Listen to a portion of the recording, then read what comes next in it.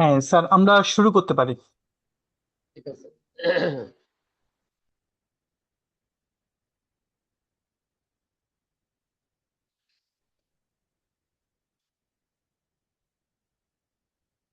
ঠিক আছে, আমার স্ক্রিন স্ক্রিন দেখা যাচ্ছে? হ্যাঁ স্যার, দেখা যাচ্ছে। আচ্ছা, সাউন্ড? সাউন্ড ক্লিয়ার আছে। ওকে, থ্যাংক ইউ। ঠিক আছে, আমরা শুরু করি। আসসালামু আলাইকুম রহমতুল্লাহ। আজ পহেলা রমজান, 19 ফেব্রুয়ারি 2026। আজকে আমরা একটা ইম্পর্টেন্ট কিছু কথা নিয়ে আপনাদের সামনে হাজির হয়েছে। আমি ডক্টর মোহাম্মদ নাজমুস সাকিব। আমি FCPS trainee, radiology and imaging বিষয়ে আছি ঢাকা মেডিকেল কলেজ হসপিটালে। একই সাথে সিনিয়র মেডিকেল একাডেমির রেডিওলজি অ্যান্ড ইমেজিং এফসিপিএস এর কোঅর্ডিনেটর হিসেবে আছি। আপনাদের সঙ্গে মূলত আমরা অনেক অনেক বেশ কয়েকজন মেন্টর আপনাদের সঙ্গে আজকে ক্যারিয়ার পাথ আফটার ইন্টার্নশিপ নিয়ে আমরা কথা বলবো। আহ এই এর মধ্যে যেরকম ফর্মাল কিছু কথা থাকবে, ইনফর্মাল কথা থাকবে। আমরা চেষ্টা করব যতটুকু সম্ভব ব্রিফলি আপনাদের সঙ্গে ডিসকাস করার জন্য। এর মধ্যে যেটা আপনার কখনো মনে হয় যে এই বিষয়টা বুঝতে অসুবিধা হচ্ছে, একবার আর কোনো যদি প্রশ্ন থাকে, আমরা সেশনের মধ্যেই আপনি থামিয়ে প্রশ্ন করতে পারেন, কোনো সমস্যা নেই। তো আমরা প্রথমে আহ, দেখেন, আজকের প্রোগ্রামটা তাদের জন্য করা হয়েছে যারা ইন্টার্নশিপ করতেছেন অথবা ইন্টার্নশিপ শেষের দিকে অথবা শেষ করে ফেলছেন, তাদের জন্য মেনলি। তো এখন আমরা যারা এমনকি যারা হয়তো বা ইন্টার্নশিপ শুরু করেন নাই, ফাইনাল প্রপ দিয়েছেন, সেরকম কেউ থাকলে তাদের জন্য এটা প্রযোজ্য হবে। তো আমরা সচরাচর যখন ইন্টার্নশিপ করি তখন আমাদের ক্যারিয়ার মানে পাথের যে চয়েস, হ্যাঁ, কোনটা বিষয়ে ক্যারিয়ার করব সেটা নিয়ে আমরা একটু সচেতন হই। তার আগ পর্যন্ত কিন্তু বিভিন্ন রকম ফ্যান্টাসি কাজ করে যে আমি এই হব ওই হব, বা এই বিষয়গুলো নিয়ে আমি কাজ করব। পরবর্তীতে যখন ইন্টার্নশিপ করা হয় তখন প্র্যাকটিক্যালি আমাদের হাতে কলমে শেখা হয়, এবং তখন আমরা বুঝতে পারি যে এই বিষয়টা নিয়ে কাজ করলে হয়তোবা আমার চয়েস 1 নম্বর 2 নম্বর হলে হয়তোবা আমার জন্য সহজ হবে, অথবা এইটা ভবিষ্যতে আমার জন্য ভালো হবে। তো আমরা যখনই কোনো বিষয় নিয়ে আগে থেকেই প্রি ডিটারমাইন্ড হয়ে যায়, সেই ক্ষেত্রে আমাদের একটা বায়াসনেস চলে আসে যে এই সাবজেক্টটা বা এইটাই সবচেয়ে ভালো বা এটা সবচেয়ে খারাপ, এরকম একটা ব্যাপার চলে আসে। আমরা ওইরকম কোনো নির্দিষ্ট বিষয় নিয়ে আমরা বলবো না যে এটাই সবচেয়ে ভালো বা এটাই সবচেয়ে খারাপ, এটা আমার জন্য বেস্ট হবে। কারণ আসলে কার জন্য কোনটা ভালো হবে সেটা একমাত্র আমাদের সৃষ্টিকর্তাই ভালো জানেন। তারপরও আমাদের ক্যারিয়ার চুজ করার সময় আমি যেটা সবাইকে সাজেস্ট করি যে আমরা ওয়াইজলি আমাদের ক্যারিয়ার পাথটা চয়েস করব, এবং আমাদের সেটার জন্য স্মার্ট ডিসিশন নিতে হবে। সেটা হলো যে আমরা অবশ্যই যে কোনো একটা বিষয়কে আমরা প্রায়োরিটি দিব বা প্রায়োরিটি লিস্টের দিকে শুরুতে রাখবো, সেটাকে টার্গেট করে আমরা আগে যেতে হবে। কিন্তু আমি দেখবো যে আমি আমার বর্তমান অবস্থার সাথে আপনার নিজের বর্তমান অবস্থা এবং আপনার অ্যাম্বিশনের সাথে সেটা খাপ খায় কিনা, সেটার সাথেও একটা সামঞ্জস্য রাখতে হবে, না হলে আমরা কিন্তু হোঁচট খাবো। তো সুতরাং আমরা যখনই একটা বিষয়ে আহ মানে ক্যারিয়ার করার জন্য মোটামুটি আমরা ডিটারমাইন্ড হয়ে যাব, তখন আমরা কতগুলো বিষয় আমাদের সেটা মাথায় রেখে তো আমরা আগাতে হবে। তো সেই বিষয়টা নিয়ে আমরা আজকে মেইনলি আলাপ করব। প্রথমে আমরা কি কি বিষয় নিয়ে আলাপ করব সেটা নিয়ে একটু সংক্ষেপে দেখে নিই। আমরা ইন্টার্নশিপ করার পরবর্তী সময়ে আমাদের চ্যালেঞ্জ গুলো কি কি হয় সেটা নিয়ে একটু আলাপ করব আমরা।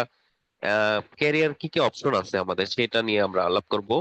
আমরা ক্যারিয়ার পাথটা কিভাবে চুজ করব এবং কোনটাকে চুজ করব সেটাকে নিয়ে আলাপ করব, এবং আমরা সেই আহ, রাস্তায় যাওয়ার আমরা কি প্রিপারেশন নেব, এবং প্রিপারেশন নেওয়ার পরে আমরা যে প্রিপারেশন নেব সেটা কিভাবে ইমপ্লিমেন্টেশন করতে হবে আমাদের প্ল্যানটাকে, হ্যাঁ, সেইটা কিভাবে আমরা আহ, সত্যিকার অর্থে কাজে লাগাবো সেটা আমরা আজকে সংক্ষেপে জানার চেষ্টা করব।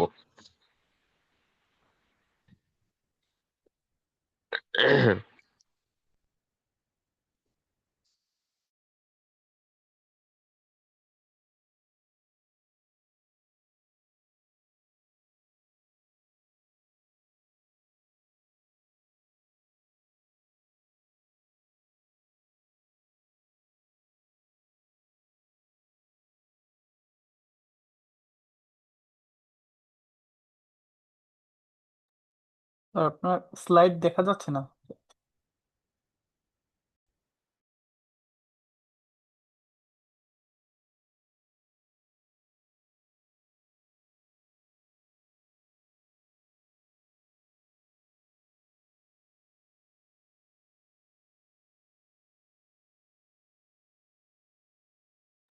আর শুনতে পাচ্ছেন? হ্যাঁ হ্যাঁ, শুনতে পাচ্ছি। আমার ওই যে স্লাইডে কোনো একটা সমস্যা হয়েছে মনে হয়, আমি একটু নতুন করে শেয়ার দিচ্ছি আবার, হ্যাঁ। ও আচ্ছা, ঠিক আছে।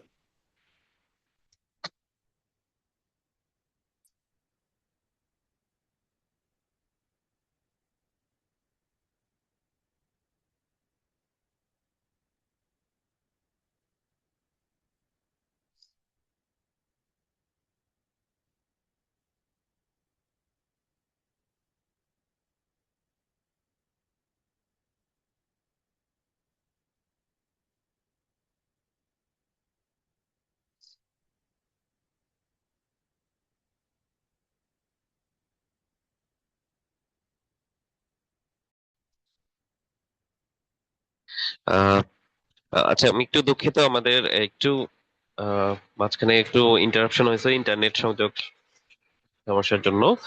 আচ্ছা, তো আমরা প্রথমে একটা একটা বিষয় নিয়ে আলাপ করি। যেটা আমি বলতেছিলাম যে আমরা ইন্টার্নশিপের পরে কি কি চ্যালেঞ্জের মুখোমুখি হই সেটা নিয়ে একটু সংক্ষেপে আলাপ করবো 1 মিনিটের মধ্যে। সেটা হলো যে আমরা তখনই চিন্তা ভাবনা করি দুই রকম ভাবে। এক নম্বর হলো যেহেতু ইন্টার্নশিপ শেষ, তখনই আমাদের হয় আমাদের দেশের প্রেক্ষিতে হয় আমরা কোনো একটা বেসরকারি প্রতিষ্ঠানে ঢুকে যেতে হবে দ্রুত, অথবা আমরা বিসিএস এর জন্য প্রিপারেশন নিতে হবে, অথবা পোস্ট গ্রাজুয়েশনের জন্য প্রিপারেশন নিতে হবে। এবং তিনটা কাজ একসাথেও করা সম্ভব, অথবা যে কোনো দুইটা একসাথে করা সম্ভব। যেহেতু আমাদের যদি আমাদের এরকম থাকে যে না আমরা এখন দ্রুত আমার কিছু আর্থিক সমস্যা আছে, সেই ক্ষেত্রে একরকম। আবার যদি সেরকম সমস্যা না থাকে তাহলে আর আলটিমেটলি আপনার প্রত্যেকের পার্সপেক্টিভ আলাদা। তারপরেও আমরা যেটা সবাইকে এনকারেজ করি, যত দ্রুত সম্ভব ইন্টার্নশিপের পরে আপনার ক্যারিয়ারটা কোন দিকে যাবে সেই দিকে আপনার ফোকাস করা। সেক্ষেত্রে আপনার ইন্টার্নশিপের পরে যদি একটু হার্ডশিপ হয় সেটাও একটু মেনে নিতে হবে। তো এবং অনেক সময় দেখা যায় ফ্যামিলিতে এই সময় অনেকটা বিয়ে শাদীর চাপও থাকতে পারে, সেই বিষয়গুলোও মেনে নিতে হবে। কিন্তু আবার যদি ছেলে হন তাহলে আপনারা জানেন সেটাকে আপনার আপনার সেই ক্যাপাবিলিটি থাকতে হবে। মেয়েদের ক্ষেত্রেও সেরকম অনেকেই চিন্তা করেন ক্যারিয়ারে একটা কোথাও সিলেক্ট করে তারপরে হয়তো আমরা সেই বিষয়গুলোতে যাব। তো আমরা যখন ওই ক্যারিয়ারের বিষয়টা মাথায় রাখি, তখন আমরা ক্যারিয়ারে কি কি অপশন আছে সেই অপশনগুলো আমাদের প্রথমেই মাথায় রাখতে হয়। এবং আমরা সেই বিষয় সেই অপশন গুলোর মধ্যে আমরা খুব ভালো মতো আমরা যাচাই করতে হয় যে এই অপশন গুলোতে এই সুবিধা এবং এই অসুবিধা আছে, এবং সেইটা আমার জন্য আহ আমার সাথে কতটুকু খাপ খায়। তো আমরা ক্যারিয়ারের কি কি অপশন আছে ওইটা আমরা একটু পরে দেখবো। আহ এরপরে আমরা ক্যারিয়ার পাথটা কিভাবে, মানে আমরা চুজ করলাম, সাপোজ আমরা চুজ করলাম মেডিসিনে আমরা ক্যারিয়ার করব, তাহলে আমরা মেডিসিনে ক্যারিয়ার করতে হলে আমাদের দেশের প্রেক্ষিতে যদি চিন্তা করতে হয়, তাহলে আমাদের দেশে কি কি পোস্ট গ্রাজুয়েশনের সম্ভাবনা আছে, কি কি মানে সুবিধা আছে, সেই জায়গাগুলোতে আমাদের দেখতে হবে। দেশের বাইরে কোথায় আছে সেটাও আমাদের মাথায় রাখতে হবে। আর যদি সেরকম হয় যে আমরা চুজ করলে যে মেডিসিনে ক্যারিয়ার করব, তাহলে আমাদের কি করতে হবে সেটা প্রিপারেশন দিতে হবে। পোস্ট গ্রাজুয়েশন এন্ট্রান্স এক্সাম আছে আমাদের সব জায়গাতেই, এন্ট্রান্স এক্সামের প্রিপারেশন নিতে হবে। যেটা এখন রেসিডেন্সি যেরকম এন্ট্রান্স এক্সাম নামে আমাদের পরিচিত, এফসিপিএস এ বা ফেলোশিপ যেটা হয় আমাদের Bangladesh college of physician and surgeon BCPS এর আন্ডারে ফেলোশিপের আগে কোনো এন্ট্রান্স এক্সাম ছিল না, কিন্তু এখনকার বিসিপিএস এর যে ফরম্যাট করছে সেখানে এন্ট্রান্স এক্সাম নামটা সরাসরি না দিলেও সেখানে এফসিপিএস পার্ট ওয়ানটাকে এন্ট্রান্স এক্সাম হিসাবে ধরা হয়।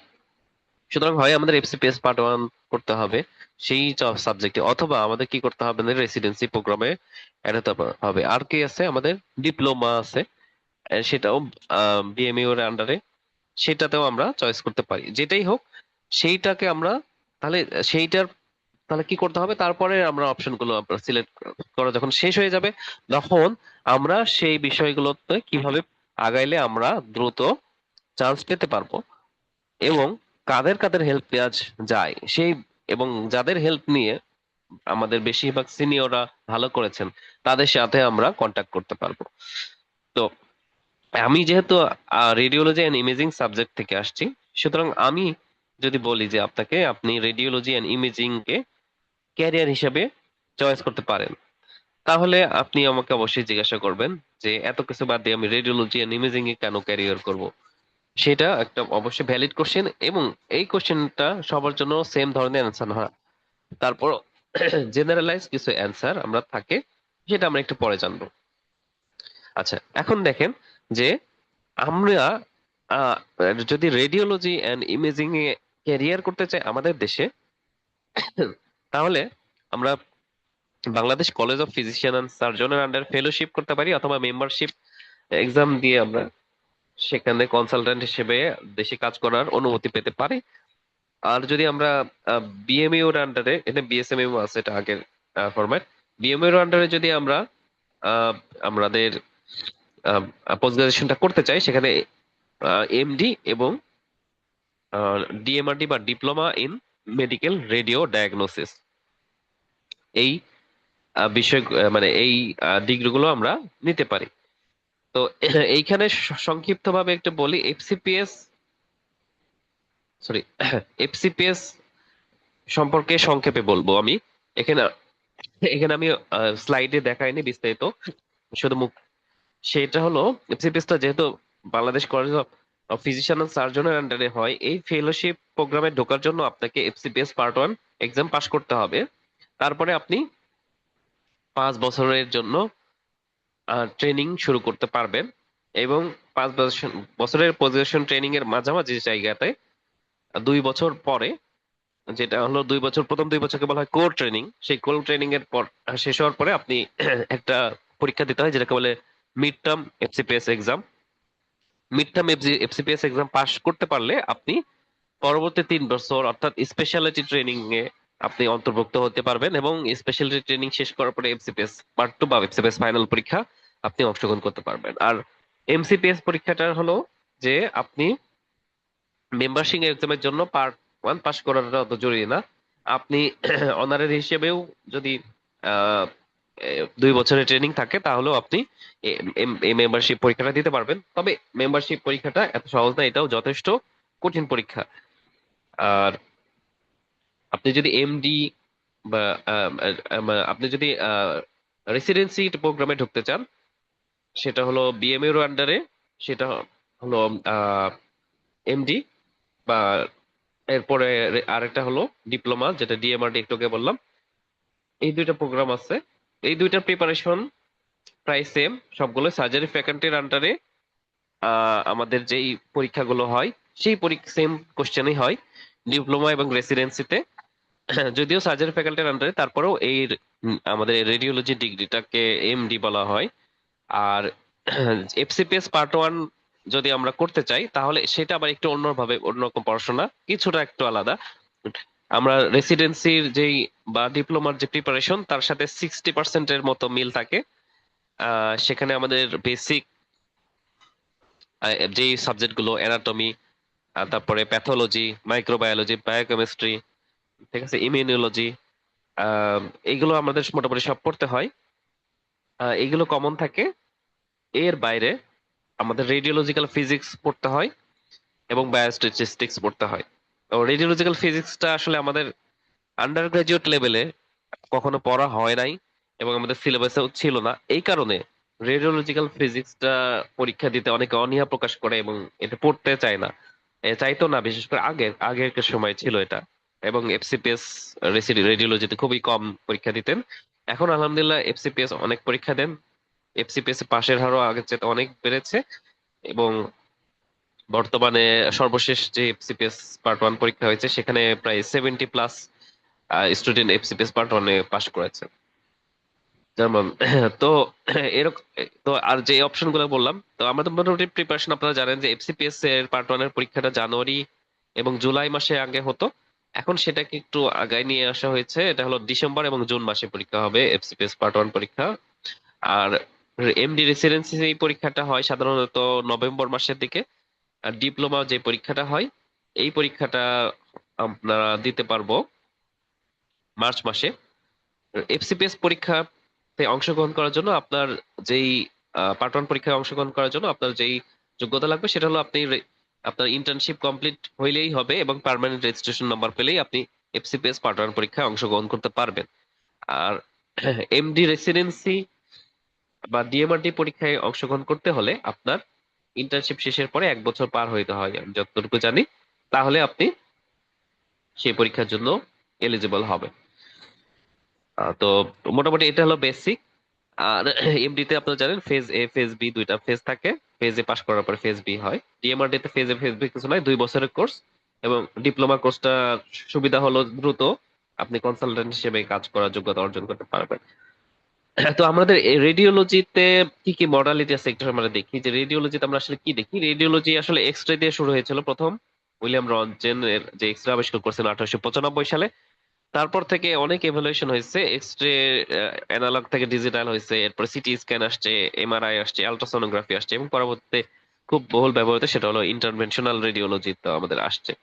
তো আমরা রেডিওলজির মাধ্যমে আমরা ডায়াগনোসিস করতে পারি যেরকম রোগের, সেরকম ডায়াগনস্টিক ইন্টারভেনশনও করতে পারি, অর্থাৎ ইন্টারভেনশনের মাধ্যমে আমরা সরাসরি পেশেন্টের চিকিৎসাও দিতে পারি, এটা অনেকে হয়তো জানেন না।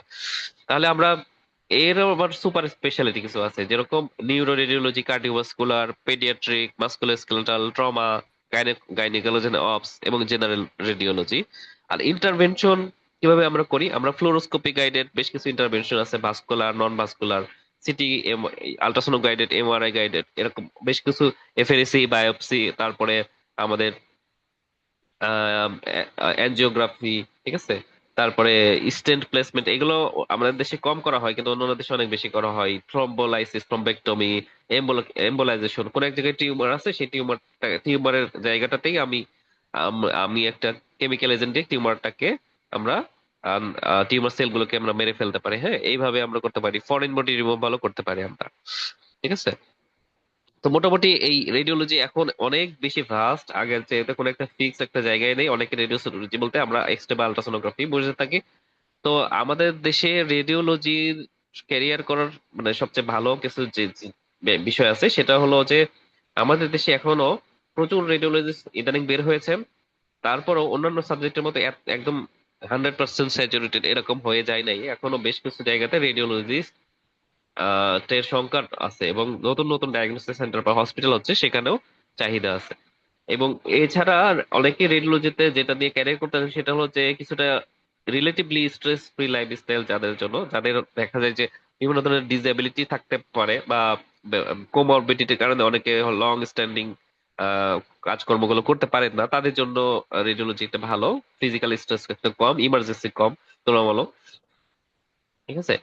আর এছাড়াও বেশ আপনি মোটামুটি প্রাইভেট একটা জায়গায় আপনি নিজের মতো করে আপনি আপনার কাজটা করতে পারবেন, সেখানে কেমন কেউ ডিস্টার্ব করবে না। ইন্টারভেনশনের মাধ্যমে আপনি, অনেকে বলে যে আমরা হচ্ছে রোগীর সেবা দিতে পারি না, সেটা ইন্টারভেনশনের মাধ্যমে আপনি সেটা সেবা দিতে পারবেন, সরাসরি রোগীর সাথে কন্ট্যাক্টে আসতে পারবেন। তবে এখানে একটা দুইটা সমস্যা অনেকে ফেস করেন, সেটা হলো যে যারা যেহেতু লং স্ট্যান্ডিং আমরা স্ক্রিনের দিকে তাকিয়ে থাকতে হয়, সেটা আবার সেটার জন্য চোখের একটা স্ট্রেন পড়ে। আর অনেকে আবার চিন্তা করেন রেডিওলজি একটা ফাঁকিবাজি সাবজেক্ট, বিষয়টা এরকম না, রেডিওলজিতে প্রচুর বেশি পড়াশোনা করতে হয়। তো সুতরাং এখানে ফাঁকিবাজির কোনো অপশন নেই। তো মোটামুটি এখন রিসেন্টলি আমি বললাম যে সব কিছুতেই মোটামুটি রেডিওলজি সাবজেক্টগুলোতে এখনো মোটামুটি পাস রেট মোটামুটি বেশ ভালো আর কি। তো আমরা যদি ক্যারিয়ার চুজ করতে চাই রেডিওলজিতে, সেটা খুব একটা খারাপ অপশন অবশ্যই হবে না, তবে সবার জন্য সমান হবে না অবশ্যই, এক একজনের জন্য এক এক রকম। তো আপনি চাইলে রেডিওলজিকে ক্যারিয়ার হিসেবে চুজ করতে পারেন। আর যাদের ইন্টার্নশিপ শেষ বা শেষের দিকে তারা অবশ্যই পড়াশোনা শুরু করতে হবে, কারণ রেডিওলজিতে আপনি বিশেষ করে এফসিপিএস পার্ট 1 করার জন্য হোক বা রেসিডেন্সি হোক, সেখানে দুইটা চ্যালেঞ্জ থাকে। এফসিপিএস পার্ট 1 এর জন্য যে চ্যালেঞ্জ সেটা হলো যে রেডিও ফিজিক্স নতুন করে পড়তে হয়। এই ফিজিক্সটা একটু ভালো মতো পড়ার জন্য একটু সময় হাতে নিয়ে পড়ার প্রিপারেশনটা শুরু করতে হয়। আর যদি রেসিডেন্সি দিতে চান সেক্ষেত্রে রেসিডেন্সিতে প্রচুর প্রচুর পরিমাণে কম্পিটিটিভ এবং টপ সার্জারি ফ্যাকাল্টি একটা টপ সাবজেক্টের মধ্যে একটা, সুতরাং এখানে আপনি কম্পিটিশন ফেস করতে হবে। এই কারণে আমরা মোটামুটি রেডিওলজির জন্য বেশ কিছু আমাদের ব্যাচ আছে। সেটা আমাদের FCPS part 1 extensive intensive care long batch, তারপরে রেডিও ফিজিক্স এর জন্য আলাদা ব্যাচ, এক্সাম ব্যাচ, তারপর কম্বাইন্ড ব্যাচও আছে, এফসিপিএস এবং রেসিডেন্সি বা এফসিপিএস এবং ডিপ্লোমার একসাথে প্রিপারেশন আমরা নিতে পারি। আর আমাদের আলহামদুলিল্লাহ, রেডিওলজি ব্যাচ 2023 সাল থেকে লং ব্যাচ চালু হয়েছে। তখন থেকে আমাদের 100-এরও বেশি স্টুডেন্ট রেডিওলজির বিভিন্ন ব্যাচ থেকে চান্স পেয়েছেন। আহ এবং আমরা চেষ্টা করে যাচ্ছি আপনাদের সঙ্গে থাকার জন্য। তো রেডিওলজি নিয়ে আপনাদের যদি আর কোনো কথা থাকে বা কোনো জিজ্ঞাসা থাকে আমাকে করতে পারেন।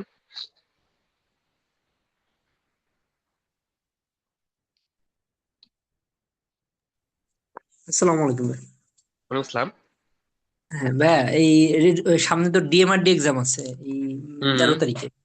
হ্যাঁ। আচ্ছা, আমি মানে অ্যাপিয়ার হব ইনশাল্লাহ ডিএমআরডি এক্সামে। এখন হুম আল্লাহ না করুক যদি এটা আমার না হয়, মানে হুম। তাহলে হুম জুনে যে সামনে যে এফসিপিএস পরীক্ষাটা আছে, যেহেতু আমার বেসিক সাবজেক্ট গুলো পড়া আছে, হুম। তাহলে হুম কি হুম। আমি মানে একটু সময়ের জন্য মানে সিনাপসের কোনো ব্যাচ বা আমি কি একটু কভার দেওয়া সম্ভব কিনা রেডিও ফিজিক্স পার্টটা হ্যাঁ, ফিজিক্সের সাথে জন্য আমাদের আলাদা ফিজিক্সের জন্য আমাদের আলাদা ব্যাচ আছে। আর এছাড়া এমনি শুধু অ্যানাটমির জন্য আলাদা ব্যাচ আছে। এমনি আলাদা আলাদা ওরকম আছে।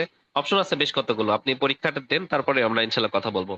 অনেকগুলো অপশন আছে। আবার ক্র্যাশ ব্যাচও আছে, শুধুমাত্র পুরো পুরো সিলেবাসটাই কমপ্লিট করবে, কভার করবে, এরকম ব্যাচও আছে অল্প সময়ের মধ্যে। হ্যাঁ, ফিজিক্স সহ অ্যানাটমি সহ সব পুরো সিলেবাসটাই কভার করবে। আপনি ইনশাল্লাহ পরীক্ষাটা আচ্ছা দেন, পরীক্ষাটা ভালো মতো হলে এখানে চান্স হয়ে যেতে পারে। আর চান্স হোক বা না হোক, আপনি পার্ট 1 পরীক্ষা অবশ্যই দিবেন। এবং এটা হেল্পফুল আপনার এইখানে বেসিক, এখানে আপনার অ্যানাটমিটা ভালো মতো পড়া হয়ে যায়, তো সেটার জন্য এফসিপিসি কাজে লাগে ভালো। আচ্ছা ভাইয়া, ধন্যবাদ। আর কারো কোনো প্রশ্ন আছে রেডিওলজি এন্ড ইমেজিং নিয়ে? আচ্ছা, আমাদের যেহেতু ইন্টার্নশিপের সময় রেডিওলজিতে আমাদের প্লেসমেন্ট থাকে না, সেই কারণে অনেকে রেডিওলজি সাবজেক্টের সম্পর্কে জানেন না। তো আমি চেষ্টা করেছি আপনাদেরকে একটু ধারণা দেওয়ার জন্য আমাদের বিষয়ে কি কি, আমাদের রেডিওলজিতে আমরা কি কি স্কোপ আছে। তো আমি এইখানে আহ, আমার পোর্শনটাকে এখানে শেষ করতে চাই। আপনারা আমাদের সাথে এতক্ষণ ধৈর্য ধরে থাকার জন্য অসংখ্য ধন্যবাদ। এরপরে আমার সঙ্গে আছেন ডক্টর জলিয়া জান্নাত আপু, উনি ডার্মাটোলজির। উনি ডার্মাটোলজি নিয়ে আপনাদের সঙ্গে একটু আলাপ করবেন। আহ, তো আপনারা অবশ্যই আমাদের সঙ্গে থাকুন।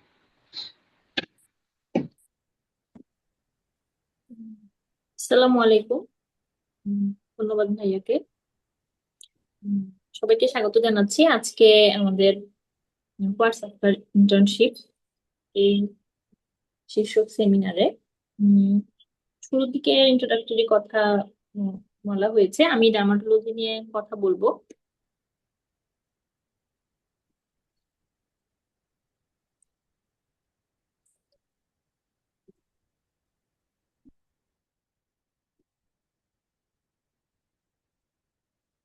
ডার্মাটোলজি আসলে এখন অনেক বেশি একটা ডিমান্ডিং সাবজেক্ট।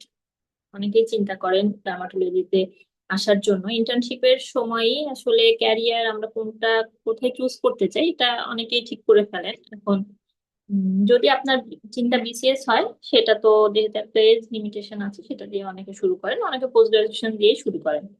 তো ডার্মাটোলজিকে যদি আপনি আপনার ক্যারিয়ার হিসেবে চুজ করতে চান, তাহলে আমাদেরকে বেশ কিছু জিনিস জানতে হবে। একটা হচ্ছে আমাদের বাংলাদেশে কি কি এক্সাম আছে, কি কি ডিগ্রি আছে যেটা আমরা ডার্মাটোলজিস্ট হতে চাইলে দিতে পারি, সাবজেক্টের কি কি স্কোপ অ্যান্ড অপরচুনিটিস আছে, ওয়ার্কলোড কেমন, ডিফিকাল্টিস কি কি আছে, এবং এই সাবজেক্টে কি কি সুবিধা অসুবিধা আছে।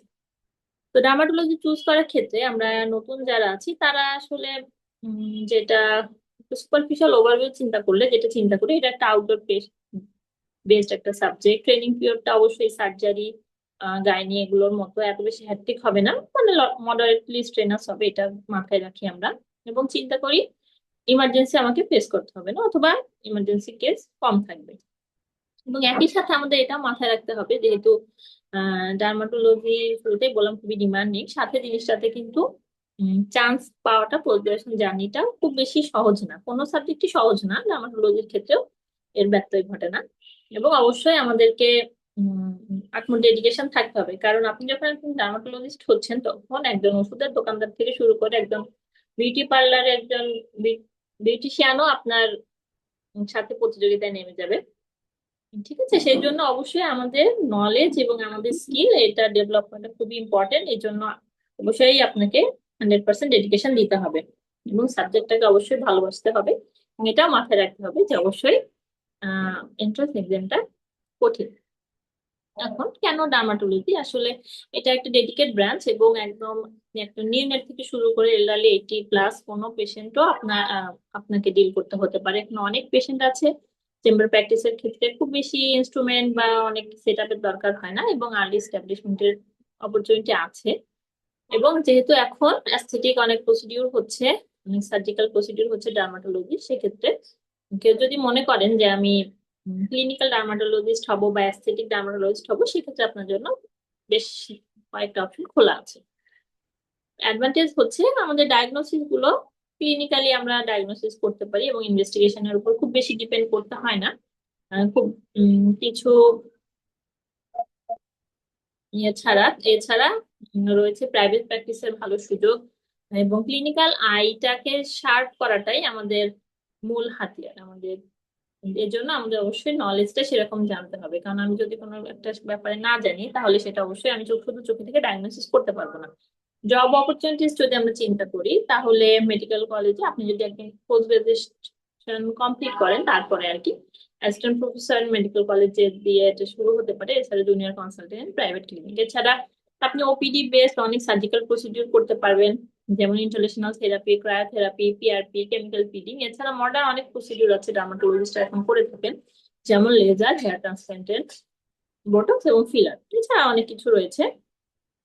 এবং ডিসঅ্যাডভান্টেজ হচ্ছে এই যে বারবারই আমরা একই কথা বলছি, যে এন্ট্রান্স এক্সামটা ডিফিকাল্ট, কারণ যেহেতু ডার্মাটোলজি আসলে ডিগ্রি কি কি আছে সেটা পরের স্লাইডে বলছি। এখানে পোস্ট গ্রাজুয়েশন ডিগ্রি আছে এফসিপিএস, এমসিপিএস, বিসিপিএস এর আন্ডারে, এবং বিএমইউ এর আন্ডারে রয়েছে এমডি এবং ডিডিবি। তো সবগুলোর ক্ষেত্রে দেখা যায় এমডি তে খুব কম সংখ্যক সিট, ডিডিবি তে সিট থাকলেও খুব বেশি, অনেক বেশি কম্পিটিশন, এবং এফসিপিএস এর ক্ষেত্রে কোশ্চেনের প্যাটার্ন আসলে আমাদের জন্য একটু কঠিন হয়ে যায়। ডার্মাটোলজি যেহেতু আমরা এমবিবিএস লাইফে খুব বেশি পড়ি না, এই সাবজেক্টের ব্যাপারে আমাদের অল্প কিছু সুপারফিশিয়াল খুব কিছু জিনিস জানলেই হয়, কিন্তু পোস্ট গ্রাজুয়েশনের ক্ষেত্রে আমাদের অনেক বেশি নতুন অনেক ইনফরমেশন জানতে হয়। আর এছাড়া রয়েছে এমসিপিএস। ঠিক আছে, এক্ষেত্রে আমাদের অবশ্যই ধৈর্য ধরে এই যেহেতু একটা লম্বা প্রসিডিউর, পোস্ট গ্রাজুয়েশন জার্নিটা অনেক ধৈর্য ধরে পরীক্ষাগুলো দিতে হয়। অনেকের প্রথমবারই হয়ে যায়, অনেকের লেগে থাকতে হয়। আসলে এই জার্নিটা তো এমবিবিএস লাইফের পরে আমরা এখন ইন্টার্নশিপের সময় একটা ট্রানজিট পিরিয়ডে থাকি, অর্থাৎ অনেক বছর স্টুডেন্টশিপের পরে আমরা ডক্টর, এবং এর পরের জার্নিটা কি হবে এটা নিয়ে আমরা একটা আনসার্টিনিটিতে ভুগি। এই জন্য অবশ্যই আমাদের ক্যারিয়ার বা চুজ করার সময় অবশ্যই একটু চিন্তা ভাবনা করে যে আমি আসলে কিসে ফোকাস থাকতে চাই, কোন সাবজেক্টের প্রতি আমার ভালোবাসা আছে, এগুলো চিন্তা করে করতে হবে। প্রদর্শন ডিগ্রির কথা বললাম, এছাড়া অনেক ধরনের কোর্স আছে, সেগুলোর ব্যাপারে আমরা না বলি। এফসিপিএস এর ক্ষেত্রে এটা আমাদেরকে 3টে পরীক্ষার মধ্য দিয়ে যেতে হয়। একটা হচ্ছে এফসিপিএস পার্ট 1, যেটা এন্ট্রান্স এক্সাম, এবং পার্ট 1 পাস করে গেলে এরপর কোর ট্রেনিংটা হয়ে গেলে মিড টার্ম, এবং এরপরে 3 বছর পরে ফাইনাল। মানে মোট 5 বছরের ট্রেনিং করতে হবে, এবং এটা আপনারা ইন্টার্নশিপের পরে বিএমডিসি পার্মানেন্ট যে সার্টিফিকেট সেটা পাওয়ার পরে পরীক্ষা দিতে পারবেন। এমসিপিএস যেটা, সেটা পরীক্ষা দিতে হলে আপনাকে পাশ করার 5 বছর পর্যন্ত অপেক্ষা করতে হবে, পরে দিতে পারবেন। এবং এটা দেওয়ার কিছু ক্রাইটেরিয়া আছে। মেন ক্রাইটেরিয়া হচ্ছে আপনার ডিসিপিএস এর যে ইনস্টিটিউশন গুলোতে ট্রেনিং কাউন্ট হয়, সেখানে মিনিমাম 2 বছরের ট্রেনিং থাকতে হবে। আর যদি কার ডিডিবি করা থাকে তাহলে সে ডিরেক্টলি এমসিপিএস এ অ্যাপিয়ার করতে পারবে। এরপর এমডি এবং ডিডিবি এদের কোর্স কারিকুলাম মোটামুটি সেম, মানে পড়াশোনা এন্ট্রান্স এক্সামটা আর কি, এটার সিলেবাস মার্ক যেটা ইউজুয়ালি এমডি 200 মার্কসের হয় এবং ডিডিবি 100 মার্কসের। এবং এমডিটা হচ্ছে 5 বছরের। এখানে প্রথম 2 বছর ফেজে, এরপরে ফেজে ফাইনাল পরীক্ষা দিয়ে 3 বছরের ফেজ বি, তারপরে ফাইনাল পরীক্ষা দিবেন। মোটামুটি এফসিপিএস এর কাছাকাছি। ডিডিবি হচ্ছে 2 বছরের কোর্স। এরপরে যদি আমরা স্টাডি ম্যাটেরিয়াল চিন্তা করি, তাহলে আমাদের এমবিএ ডিডিবি মোটামুটি একই সিলেবাস, শুধুমাত্র কোশ্চেন একটু কম বেশি হয়। 100 আর 200 এর যে পার্থক্যটা, এখানে আমাদের বেসিক সাবজেক্ট সবই পড়তে হয়, সাথে ফ্যাকাল্টির জন্য পড়তে হয় ডেভিডসন। আর এরপরে যদি আমরা সিট চিন্তা করি, তাহলে আমাদের এটা হচ্ছে এমডির সিট ডিস্ট্রিবিউশন। এখানে এটা হচ্ছে গভর্নমেন্ট লেফট সাইডে, এবং রাইট সাইডে হচ্ছে প্রাইভেট যারা আছে তাদের জন্য। এটা ইনস্টিটিউশন অনুযায়ী এখানে সিট ডিস্ট্রিবিউশনটা দেয়া আছে। এবং ডিডিবির ক্ষেত্রে দেখা যায় সিটটা অনেকটাই সরি সিট অনেকগুলো আছে আর কি, ডিডিবিতে অনেক সিট আছে। 21টা হচ্ছে আমাদের গভর্নমেন্ট ক্যান্ডিডেটের জন্য এবং প্রাইভেট আর অটোনমাসের জন্য।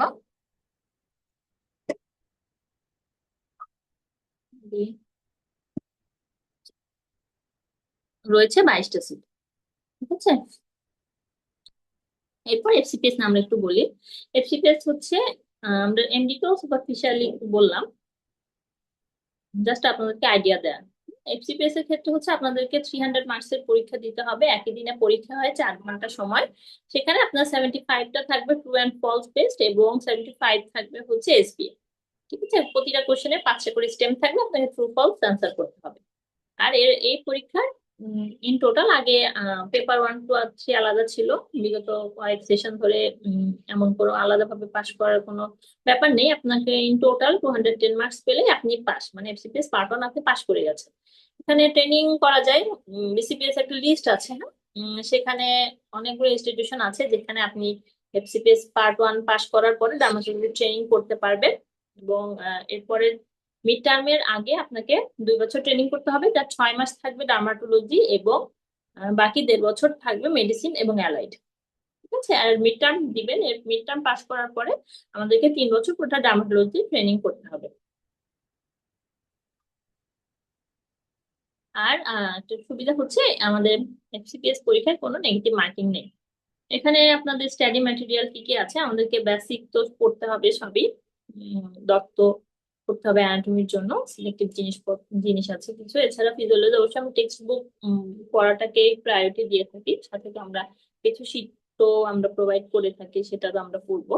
কিন্তু মেইন হচ্ছে আমাদের ব্যাস যেগুলো বই থেকে পড়তে হবে সেগুলো অবশ্যই আমরা বইয়ের সহায়তা দেবো। ডার্মাটোলজির ক্ষেত্রে আমরা স্কিনের ডিজিজ এবং স্কিনের অ্যানাটমি এগুলো এমবিবিএস লেভেলে খুব বেশি করি না, এবং শুরুতে দেখা যায় যখন আপনারা প্রিপারেশনে শুরু করেন তখন এটা নিয়ে আসলে সবাই বলে যে আসলে পড়তে কষ্ট হচ্ছে বা পড়তে অসুবিধা হয়। এটা খুবই স্বাভাবিক। নতুন কিছু জিনিস আমরা যখন এমবিবিএস ফার্স্ট ইয়ারে ছিলাম তখনও তো আমাদের অনেক জিনিস পড়তে কষ্ট হতো, কিন্তু 2-1 বার পড়ার পরে যখন আপনি টার্মিনোলজি গুলো বুঝে যাবেন, স্কিন লেশন গুলো বুঝে যাবেন, তারপরে পড়াটা আসলে অনেকটাই সহজ হয়ে যায়। 2-1 বার পড়লে, যখন পুরাটা একবার পড়া হয়েছে তখন কোরিলেট করাও অনেক সহজ হয়।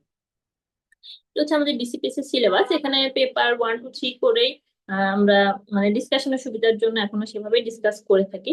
এখানে আমাদেরকে অ্যানাটমি পেপার 1 এ যেটা ছিল আর কি, এখানে মেনলি অ্যানাটমি রিলেটেড যা আছে সেগুলো পড়তে হবে, যেগুলো সিলেবাসে দেওয়া আছে। স্কিনের অ্যানাটমি পড়তে হবে। এছাড়া আমাদের বেসিক যে অ্যানাটমি গুলো আছে তার মধ্যে থেকে মেইনলি জেনিটোরিনারি সিস্টেম, এটা খুব বেশি ইম্পর্টেন্ট। আর এছাড়া এন্ডোক্রাইন সিস্টেম, এটাও আমাদের পড়তে হয়। আপনারা বিসিপিএস এর এই সিলেবাসটা কালেক্ট করবেন। যদি কেউ মনে করেন যে আপনি আপনার পোস্ট গ্রাজুয়েশন জার্নি এফসিপিএস দিয়ে শুরু করবেন, তাহলে অবশ্যই বিসিপিএস এর সিলেবাসটা কালেক্ট করে ইন্টার্নশিপের সময়ই আস্তে আস্তে বই খাতা গোছানো, বই খাতা কেনা, শীট কি কি লাগবে, কি আপনাকে আরো কালেক্ট করতে হবে, এগুলা করে গোছানো শুরু করেন। আর যদি আপনি মনে করেন যে আপনি এমডি অথবা ডিডিবি দিয়ে চেষ্টা করবেন, তাহলে সেভাবেও আপনি আস্তে আস্তে পড়া শুরু করতে পারেন। পরীক্ষা দেওয়ার সময়টা এমডিটা একটু দেরি করে আমরা দিতে পারি। এফসিপিএস যেমন তাড়াতাড়ি দেওয়া যায় ইন্টার্নশিপের পরে, এমডির জন্য সম্ভবত যতটুকু আমার মনে আছে মাঝে 1 বছর একটু গ্যাপ থাকতে হয়। এই জন্য আপনারা আগে ডিসাইড করবেন আপনি কি দিয়ে শুরু করতে চান। যদি ডিডিবি দিয়ে শুরু করতে চান তাহলে সেভাবে একভাবে আগাতে হবে, আর যদি এফসিপিএস দিয়ে শুরু করতে চান সেভাবে আগাতে হবে, কারণ দুইটা সিলেবাস কিন্তু টোটালি ডিফারেন্ট। হ্যাঁ, এখানে একটা পড়লে আপনি বেসিক দিয়ে অনেক কিছু কভার হবে অন্যটায়, কিন্তু পার্ট 1 এর ক্ষেত্রে আপনাকে অনেক কিছুই কিন্তু নতুন করে পড়তে হবে। আচ্ছা, এটা পার্ট 1 এ, এটা আমাদের সিলেবাস যেটা বললাম অ্যানাটমি। একটু আপনার সিলেবাসটা দেখবেন, তাহলে বুঝতে পারবেন যে আসলে কি কি পড়তে হবে। প্রতিটা লাইন ধরে পড়বেন। পেপার 2 তে মেইনলি আমাদের ফিজিওলজি, ফার্মাকোলজি, বায়োস্ট্যাটিস্টিক্স এগুলো নিয়ে আলোচনা করা হয়। সাথে আমাদের স্কিনের যে text book Andrews disease of skin, এই বইটা থেকে আমাদের কিছু ক্লিনিক্যাল কন্ডিশন এগুলো পড়তে হয়, যেটা পেপার 1 এও ছিল, পেপার 2, পেপার 3 সব জায়গায় থাকবে। যেমন আমাদের ফার্স্ট 2টা পয়েন্ট, সরি, ফার্স্টটা হচ্ছে আমাদের হিস্টোলজি এবং স্কিনের কিছু সেলের ডিফারেন্সিয়েশন আছে এই রিলেটেড।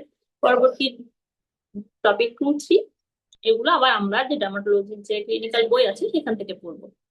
ঠিক আছে, ড্রাগ থেরাপি ডার্মাটোলজি এটা আমাদেরকে আলাদা পড়তে হয়, কারণ আমরা ডার্মাটোলজি ড্রাগ তো আর এমবিবিএস লেভেলে ফার্মাকোলজিতে খুব বেশি পড়ি না। এটার জন্য আমরা কিছু বই এবং কিছু শীটের সহায়তা নিয়ে থাকি। মেডিকেল স্ট্যাটিস্টিক্স এটা আমাদেরকে খুব ভালো করে পড়তে হবে। এরপর পার্টিকুলার অ্যাবজর্পশন এবং physiological aspect mutation metabolic disorder, এগুলো আমাদের ক্লিনিক্যাল পড়াশোনার অন্তর্ভুক্ত। এছাড়া যেহেতু সাবজেক্টটা হচ্ছে ডার্মাটোলজি এন্ড ভেনেরিয়াল ডিজিজ, এটার সাথে অবশ্যই আমাদের সেক্সুয়াল ফিজিওলজি, সেক্সুয়াল ডিজিজের কিছু জিনিস আমাদেরকে পড়তে হয়, যদি আমরা পার্ট ওয়ান দিব আর কি চিন্তা করি। এরপরে আমরা এই এই ভেতরের জিনিসগুলো আপনারা একটু দেখবেন। মেডিকেল স্ট্যাটিস্টিক্স খুব ভালো করে বুঝে বুঝে পড়তে হয়, আসলে অনেক ইনফরমেশন আছে, যদি আমরা গদ বাঁধা মুখস্থ করে বার করার চেষ্টা করি তাহলে অনেক সময় কঠিন হয়ে যায়, এই জন্য বুঝে পড়তে হবে। পেপার 3, এখানে আমাদের প্যাথোলজি, মাইক্রোবায়োলজি এবং ইমিউনোলজি, এর সাথে রয়েছে কিছু ক্লিনিক্যাল কন্ডিশন। হ্যাঁ, তো এগুলো আমাদেরকে মোটামুটি প্যাথোলজি, মাইক্রোবায়োলজি, এগুলো আমাদেরকে সবই অন্যরা যেভাবে পড়ে সেভাবে খুব ভালো ডিটেলস এ পড়তে হয়। এর সাথে আমাদের এসটিডি, সাইকোডার্মাটোলজি, এগুলো পড়তে হয়। তার মানে আমরা যদি উম, দুইটা কে আলাদা করে চিন্তা করি, এমডিডিডিবি এবং এমসিপিএস, এফসিপিএস। এমসিপিএস এরটা আলাদা, ওটা আপনি পরীক্ষা দেওয়ার সময় তখন ওটার কিছু কোশ্চেন পাওয়া যায়, রিটেন পোর্শন থাকে এবং ভাইবা হয়। হ্যাঁ, সেটা আপনি তখন কোশ্চেন কালেক্ট করে সেভাবে ওটা প্রিপারেশন নেবেন। যেহেতু আমরা ইন্টার্নশিপের পরে কি করতে পারি, তাহলে আমরা মেইনলি তিনটা তিনটা নিয়ে চিন্তা করছি, ডিডিবি, এমডি এবং এফসিপিএস। তো এখন আপনারা আপনাদের যার যার প্রেফারেন্স অনুযায়ী যেভাবে চান আপনারা প্রিপারেশন শুরু করতে পারেন। ডার্মাটোলজিতে আমাদের আগে এফএসপিএস পার্ট ওয়ান এর পাশের রেট খুবই কম ছিল, কোনোবার 3 জন, কোনোবার নীল, কোনোবার 2 জন পাশ করেছে, এমনও আছে। কিন্তু গত কয়েক সেশন ধরে আলহামদুলিল্লাহ বেশ অনেকেই পাশ করছে। প্রপার একটা গাইডলাইন পেলে আসলে আহ, প্রথমবারই আপনাদের পক্ষে পার্ট ওয়ান পাশ করা সম্ভব। এখন আর আগের মতো আমরা এই চিন্তা নিয়ে পরীক্ষা দিই না যে পার্ট ওয়ান মানেই তো আমি ফার্স্ট টাইম পাস করবো না, এটাই স্বাভাবিক। হ্যাঁ, এখন অনেক ভালো স্টাডি ম্যাটেরিয়াল আছে, অনেক অনেক অনেক গুছিয়ে অনেক ভালো করে আপনাদেরকে সেগুলো প্রোভাইড করে, সেজন্য প্রিপারেশন নেওয়াটা অনেকটাই সহজ হয়। ডার্মাটোলজির ক্ষেত্রে যে কোশ্চেন ব্যাংক না থাকা, এটা অনেকে শুরুতে ভয় পেয়ে যায়, কিন্তু এটা আসলে ভয় পাওয়ার কিছু নেই।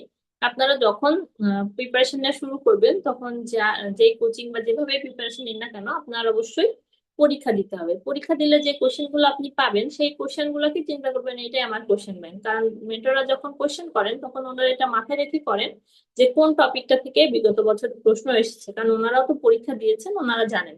আর এছাড়া তারাও পরবর্তীতে যারা পরীক্ষা দেন তারাও এসে আমাদেরকে বলেন যে এই জায়গা থেকে কোশ্চেন এসেছে। তার মানে আপনি যে পরীক্ষাগুলো দিবেন সেগুলোকেই আপনি কোশ্চেন ব্যাংক হিসেবে ধরে সেই ভুলগুলোকে আপনি কারেকশন করে ফেলবেন, তাহলে প্রিপারেশনটা খুবই মানে গোছানো হয়ে যায়। এখন ডার্মাটোলজির আমাদের আহ, 3টা ব্যাচ আছে। একটা হচ্ছে clinical and text book batch, এটা হচ্ছে শুধু ক্লিনিক্যাল পোর্শনটা আমরা আপনাকে গুছিয়ে দিব। ইন্টেনসিভ কেয়ার লং ব্যাচ, সেখানে আমরা ক্লিনিক্যাল বেসিক দুইটা আপনাকে গুছিয়ে দিব। আর যদি কেউ মনে করেন যে আপনি একই সাথে এফসিপিএস পার্ট ওয়ান এবং এমডি অথবা ডিটিবি প্রিপারেশন একই সাথে নিতে চান, সেক্ষেত্রে আমাদের কম্বাইন্ড ব্যাচ রয়েছে। এবং একটু আপনাদেরকে লোড নিতে হলেও বা একটু কষ্ট হলেও সাইমালটেনিয়াসলি দুইটা পরীক্ষার প্রিপারেশন পাশাপাশি করা গোছানো হয়ে যাবে আর কি। রামাতুল্লাহতে গত সেশনে আমাদের 40 জন পাস করছে, তার মধ্যে আলহামদুলিল্লাহ আমাদের সাথে কানেক্টেড ছিলেন এমন অনেকেই, 12 জন, যাদের এবার base part one in dermatology হয়েছে, যেটা আমাদের জন্য আসলে খুবই গর্বের এবং আনন্দের একটা ব্যাপার। তো ডার্মাটোলজি আসলে সাবজেক্টটা কঠিন বলে যে আমাকে দিয়ে হবে না, বা সহজ হলেই যে আমাকে দিয়ে প্রথমবারই হয়ে যাবে, ব্যাপারটা এমন না। আপনি যদি মনে করেন যে আপনি ডার্মাটোলজিস্টই হতে চান এবং সেভাবেই এখন থেকে পড়াশোনা শুরু করুন। ইন্টার্নশিপের অনেক হ্যাট্রিক সময় যায়, তারপরেও লিস্ট স্টাডি ম্যাটেরিয়াল গুলো যদি আপনার গোছানো থাকে, অল্প অল্প পড়া থাকলে সেটা পরবর্তীতে আপনাদেরকে বেশ ভালো একটা সুফল বয়ে এনে দিবে আশা করি। সবাইকে অসংখ্য ধন্যবাদ। এর পরবর্তীতে যদি আপনাদের কোনো প্রশ্ন থেকে থাকে তাহলে আপনারা আনমিউট হয়ে জিজ্ঞেস করতে পারেন।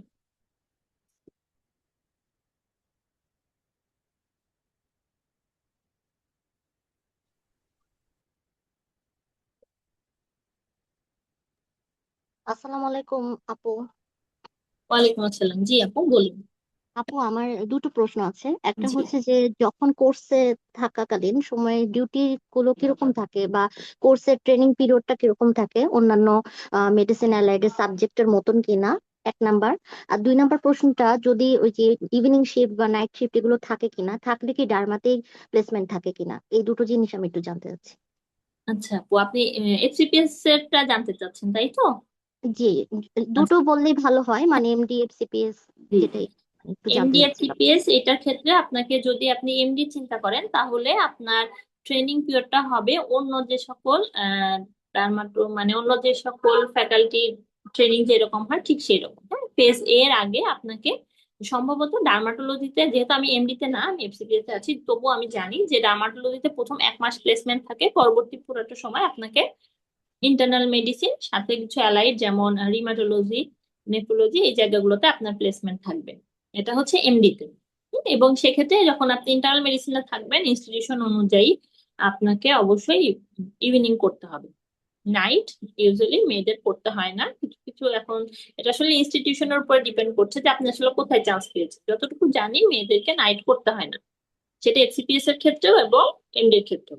এফসিপিএস এর ওকে আপু, ক্ষেত্রেও অন্য এফসিপিএস এর ক্ষেত্রে আপু মানে ইভিনিং শিফটে থাকলে কি ডার্মাতে প্লেসমেন্ট হবে নাকি হ্যাঁ, মেডিসিনে প্লেসমেন্ট হবে? না, যখন আপনার ওই যে ট্রেনিং পিরিয়ডটাতে তো ভাগ করে দেয় 1 মাসের মধ্যে যে ট্রেনিংটা এমডিতে, এবং 6 মাসে যে ডার্মাটোলজি, হ্যাঁ, ডার্মাটোলজি এফসিপিএস এ, এই সময়টাতে আপনার ইভিনিং থাকলে সেটা ডার্মাতেই থাকবে।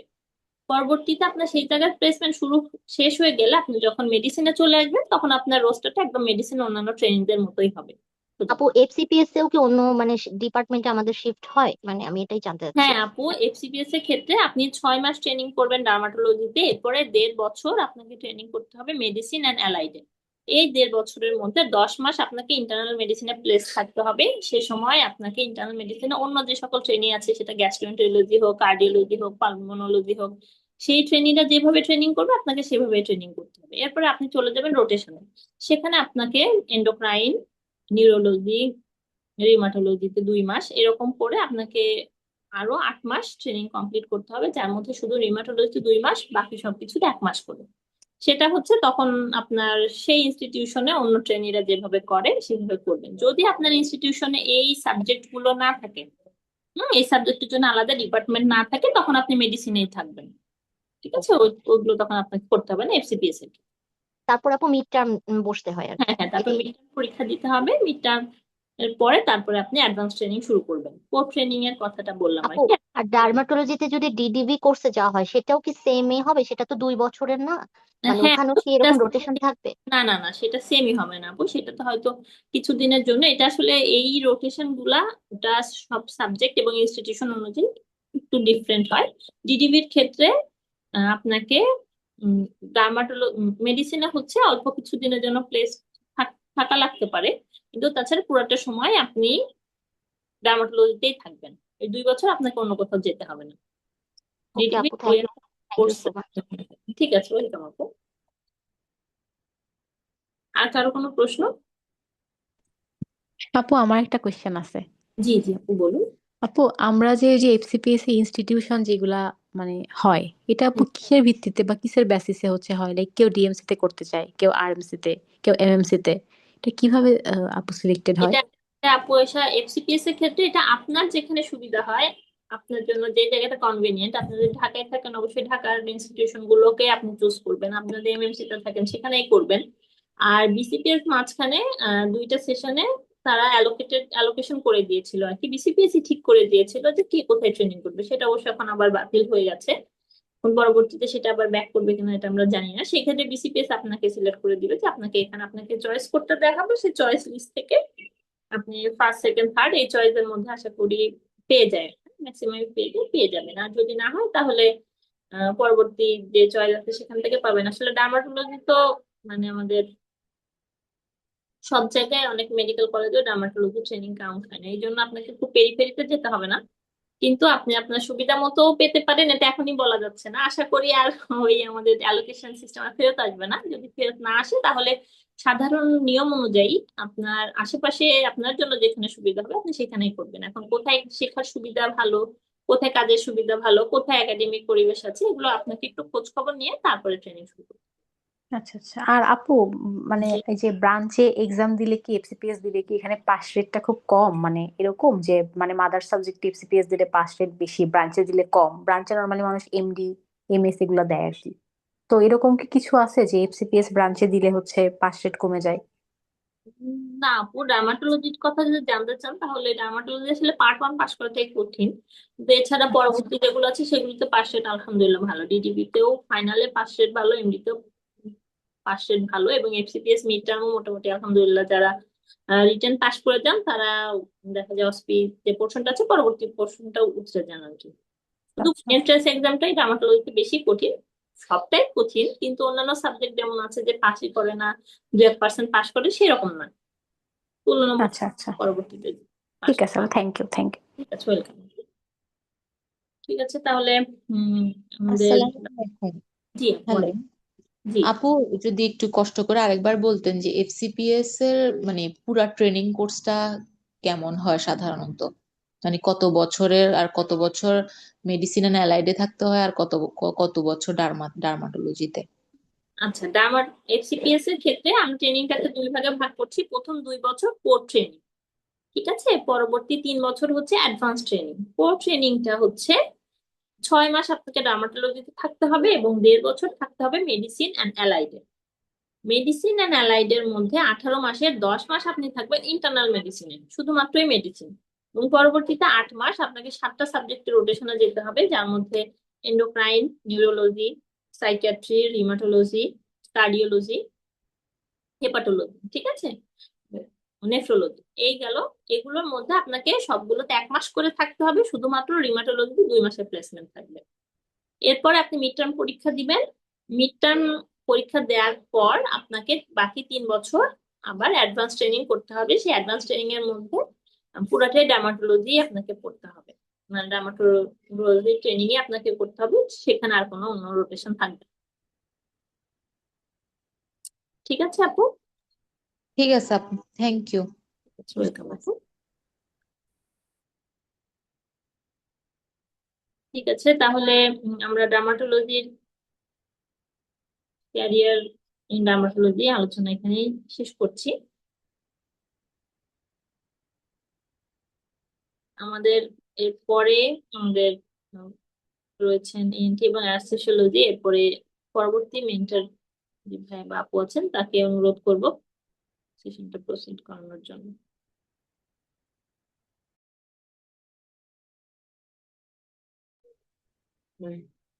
আসসালামু আমাকে কি আলাইকুম। হ্যাঁ, ওয়ালাইকুম স্যার, আমাকে কো-হোস্ট করে দেন তো। স্যার আপনাকে কো-হোস্ট করা হয়েছে, আপনি স্ক্রিন শেয়ার করবেন প্লিজ। আচ্ছা, আমি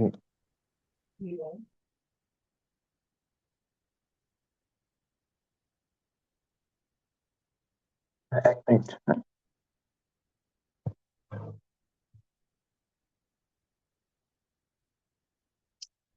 আচ্ছা, আমার স্ক্রিন দেখা যাচ্ছে? জি স্যার, দেখা যাচ্ছে স্যার। আচ্ছা, ঠিক আছে, আমরা তাহলে ইনশাল্লাহ শুরু করি। হ্যাঁ। জি স্যার। আসসালামু আলাইকুম সুপ্রিয় চিকিৎসকবৃন্দ, আশা করি আপনারা ভালো আছেন। আমি ডাক্তার মোহাম্মদ হিদায়ত ইসলাম, আহ, আমাদের সিনাপস মেডিকেল একাডেমির ইএনটির কোঅর্ডিনেটর। বর্তমানে আমি ইএনটি কনসালটেন্ট হিসেবে reverend Abdul Wadud Memorial hospital এখানে জব করছি। আমি হচ্ছে আপনাদের ইএনটি কোঅর্ডিনেটর হিসেবে আছি। এবং আজকে আমরা আপনারা ইতিমধ্যে আগের সেশনগুলো আসলে আনফরচুনেটলি আমি ছিলাম না, তো আমি ইএনটি নিয়ে একটু কথা বলবো। হয়তো আগের সেশনে আপনারা অন্যান্য যে ব্যাচ গুলো যেমন ডার্মাটোলজি বা অন্যান্য ব্যাচ নিয়ে আপনারা কথা শুনেছেন। এখন আমরা আসলে ইএনটি নিয়ে একটু কথা বলতে চাই, কারণ আসলে আজকে আমাদের যে প্রোগ্রামটা এটা আসলে ইন্টার্নদের উপর টার্গেট করে আসলে আজকে আমাদের মেইন ফোকাস। তো যারা ইন্টার্ন চিকিৎসক আছেন তারা যেন আপনারা আপনাদের সাবজেক্ট চয়েস করতে পারেন, আপনাদের যেন সাবজেক্ট চয়েস করতে কোনো অসুবিধা না হয়, সে কারণে সাবজেক্টিভ একটা ওরিয়েন্টেশন আমরা আজকে আপনাদের সামনে নিয়ে আসছি। তো বাংলাদেশের প্রেক্ষাপটে ইএনটি সাবজেক্ট হিসেবে কেমন, এবং আমাদের এখানে পড়াশোনা পাশাপাশি আমাদের কি কি ডিগ্রি আমাদের বাংলাদেশে অ্যাভেলেবল আছে, কোনটা কয় বছর মেয়াদি, এই ওভারঅল সবকিছু নিয়ে আপনাদের সাথে কথা হবে। দেশের ডিগ্রি নিয়েও কথা হবে, দেশের বাহিরের ডিগ্রি নিয়েও কথা হবে, কারণ আপনাদের সকলের দোয়াতে আমি এমআরসিএস পার্ট এ পাশ করেছি, এমআরসিএস ইএনটির পার্ট বি আয়ারল্যান্ডে একবার দিয়েছি। সো আমার এই বাইরের এই পরীক্ষা, রয়্যাল কলেজের পরীক্ষার যে এক্সপোজার সেটাও আছে। সো আমি সেটা নিয়েও আপনাদের সাথে কথা বলবো ইনশাআল্লাহ। সো আমি আশা করি একটা ভালো সেশন হবে। আমরা বেশি সময় নেব না, আপনাদের 20 মিনিটের মধ্যে আশা করি সবকিছু আপনাদের কমপ্লিট হয়ে যাবে ইনশাআল্লাহ। তো আমরা যেটা বলছিলাম যে ইএনটি একটা সাবজেক্ট, এই সাবজেক্টটা আমরা আহ, আসলে এটা এমন একটা সাবজেক্ট যেখানে আপনি সার্জারির পাশাপাশি কনজারভেটিভ ফিজিশিয়ান হিসেবেও আপনারা প্র্যাকটিস করতে পারবেন। ইএনটির এটা একটা বিশেষ দিক, তাই না? ইএনটিতে অনেকেই আছে যে এখন আসলে কেন ইএনটিতে মানুষ আসতে চাচ্ছেন, কারণ আমি একটু আমার স্লাইডে দেখাই। কারণ ইএনটিতে দেখা যাচ্ছে যে এখন মানুষ সার্জারির পাশাপাশি তারা কনজারভেটিভ যে প্র্যাকটিসটা, মানে ধরেন যে কেউ যদি মনে করে কিছু কিছু সাবজেক্ট, যেই সাবজেক্ট গুলা কমপ্লিটলি সার্জারির উপর বেসড, সেরকম সাবজেক্টে যদি আপনি ক্যারিয়ার করেন, দেখা যাচ্ছে যে সার্জারি ছাড়া মানে কনজারভেটিভ আপনি পেশেন্ট দেখা এই সুযোগটা কিন্তু কম হয়ে যায়। কিন্তু ইএনটির ক্ষেত্রে আপনি একটা সুবিধা পাবেন যে এখানে আপনি কনজারভেটিভের পাশাপাশি টোটাল আপনি সার্জারির পাশাপাশি কনজারভেটিভ হিসেবে রোগী দেখতে পারবেন, যেটা একটা সুযোগ আছে। আমি কোন সাবজেক্টকে ডিমোরালাইজ করছি না। তেমন ধরেন আপনি এমন একটা সাবজেক্ট চয়েস করলেন যে এই সাবজেক্টের সার্জারি গুলা শুধু বিভাগীয় শহরেই হয়, বড় বড় হাসপাতাল গুলাতে হয়, পেরিফেরি গুলাতে হয় না, বা ওই ধরনের রোগীগুলা পেরিফেরিতেও আসে না। তো আপনি এরকম একটা সাবজেক্ট যদি চয়েস করেন, তখন দেখা যাবে, কারণ আপনি শুরুতেই তো আর বড় বিভাগীয় শহরে প্র্যাকটিস করবেন না, বা করলেও বিভাগীয় শহরে অনেক বড় বড় প্রফেসর, রথী মহারথী আছে। তো সেখানে আপনি প্র্যাকটিস করতে গেলে আপনি একটু জটিলতা ফেস করতে পারেন। তো সবাই আসলে এভাবেই শুরু করে যে সবাই তার নিজের এলাকায় বা পেরিফেরিতে যখন তাদের বিসিএস এ পোস্টিং হয়, সেখান থেকে তারা চেম্বার শুরু করে, দেন আস্তে আস্তে বিভাগীয় শহরে আসে। তো আপনি যদি এরকম সাবজেক্ট নেন, আমি সাবজেক্টের নাম বলছি না, কিন্তু আপনি তখন কিন্তু দেখা যায় অনেকেই আফসোস করে যে আমি এত ভালো একটা সাবজেক্ট নিলাম, কিন্তু আমি পেরিফেরিতে চেম্বার করতে গেলে আমি আসলে পেশেন্ট পাচ্ছি না। আহ, কারণ হার্টের অপারেশন, এই অপারেশনটা নিশ্চয়ই কেউ একটা জেলা শহরে করবে না, এই অপারেশন গুলো কিন্তু বিভাগীয় শহরে এসেই করবে। তো একটা সময় আমারও এরকম কার্ডিওভাস্কুলার সার্জারিতে ক্যারিয়ার করার ইচ্ছা ছিল, কিন্তু আমি পরবর্তীতে পরিস্থিতির কারণে হয়তো আমি সেটা থেকে ফিরে আসি। তো আপনাদের যেটা বলতে চাচ্ছি যে আপনি ইএনটিতে আপনি একজন কনজারভেটিভ ফিজিশিয়ান পাশে ইএনটি সার্জন হিসেবে কাজ করতে পারবেন। এখন আমাদের ইএনটি অনেক সাব ব্রাঞ্চ আছে, আপনি রাইনোলজি, অটোলজি, আপনি যদি হেড নেক সার্জারি শিখেন আপনি একজন নিউরো সার্জনের ফিল্ড পাবেন। আপনি ভয়েস থেরাপিস্ট, ল্যারিঙ্গোলজির কাজ শিখলে ভয়েস থেরাপি বা এই ধরনের কাজও করার সুযোগ আছে। মফস্বল অঞ্চলে এখনো ইএনটি স্পেশালিস্ট কম আছে, আপনি চাইলে প্র্যাকটিস করতে পারবেন। আমাদের ইএনটি তে এখনো স্যাচুরেশন ওই পরিমাণ হয়নি। এবং ইএনটি জব এটা আপনার দেশে এবং দেশের বাইরে কেমন, তাই না, সেটা একটু জানা ভালো। এটা আপনারা যদি এমআরসিএস পাশ করেন, এমআরসিএস পাশ করার পরে আপনি রেজিস্টার্ড পোস্টে যদি ইউকে তে জব করেন, দেখেন অ্যারাউন্ড 70,000 পাউন্ড, যেটা অলমোস্ট প্রায় 1 কোটির উপরে বাংলাদেশি টাকায়। তো আপনার আসলে এটা শুধু রেজিস্টার্ড পোস্ট। আপনি যদি কনসালটেন্ট পোস্টের দিকে দেখেন, সেখানে 1 লাখ আহ, আহ, মানে 95,000 বা 1,39,292 পাউন্ড পার অ্যানাম। সো আপনি বুঝতে পারছেন আপনার কোয়ালিটি থাকলে আপনি অনেক ভালোভাবে সার্ভাইভ করতে পারবেন। আর এটা হচ্ছে ইএনটির ইউকের ট্রেনিং পাথ ওয়ে। আপনি যদি এমআরসিএস পাশ করেন তাহলে আপনি ST1, 2, 3 আপনি পার করে যাবেন। ST3 থেকে আর 5 বছর করলে আপনি এফআরসিএস পরীক্ষার জন্য এলিজিবল হবেন। এগুলো নিয়ে আমি বেশি কথা বলতে চাচ্ছি না। এফআরসিএস এক্সাম কিভাবে হয়, এটা ইউএস এর একটা ডাটা। দেখেন ইউএসএ তে যে ডাক্তারদের একটা ডাটা আছে, সেখানে 4 নম্বরে আছে অটোলারিঙ্গোলজি অ্যাজ এ মানে স্যালারি অনুসারে দেয়া আছে।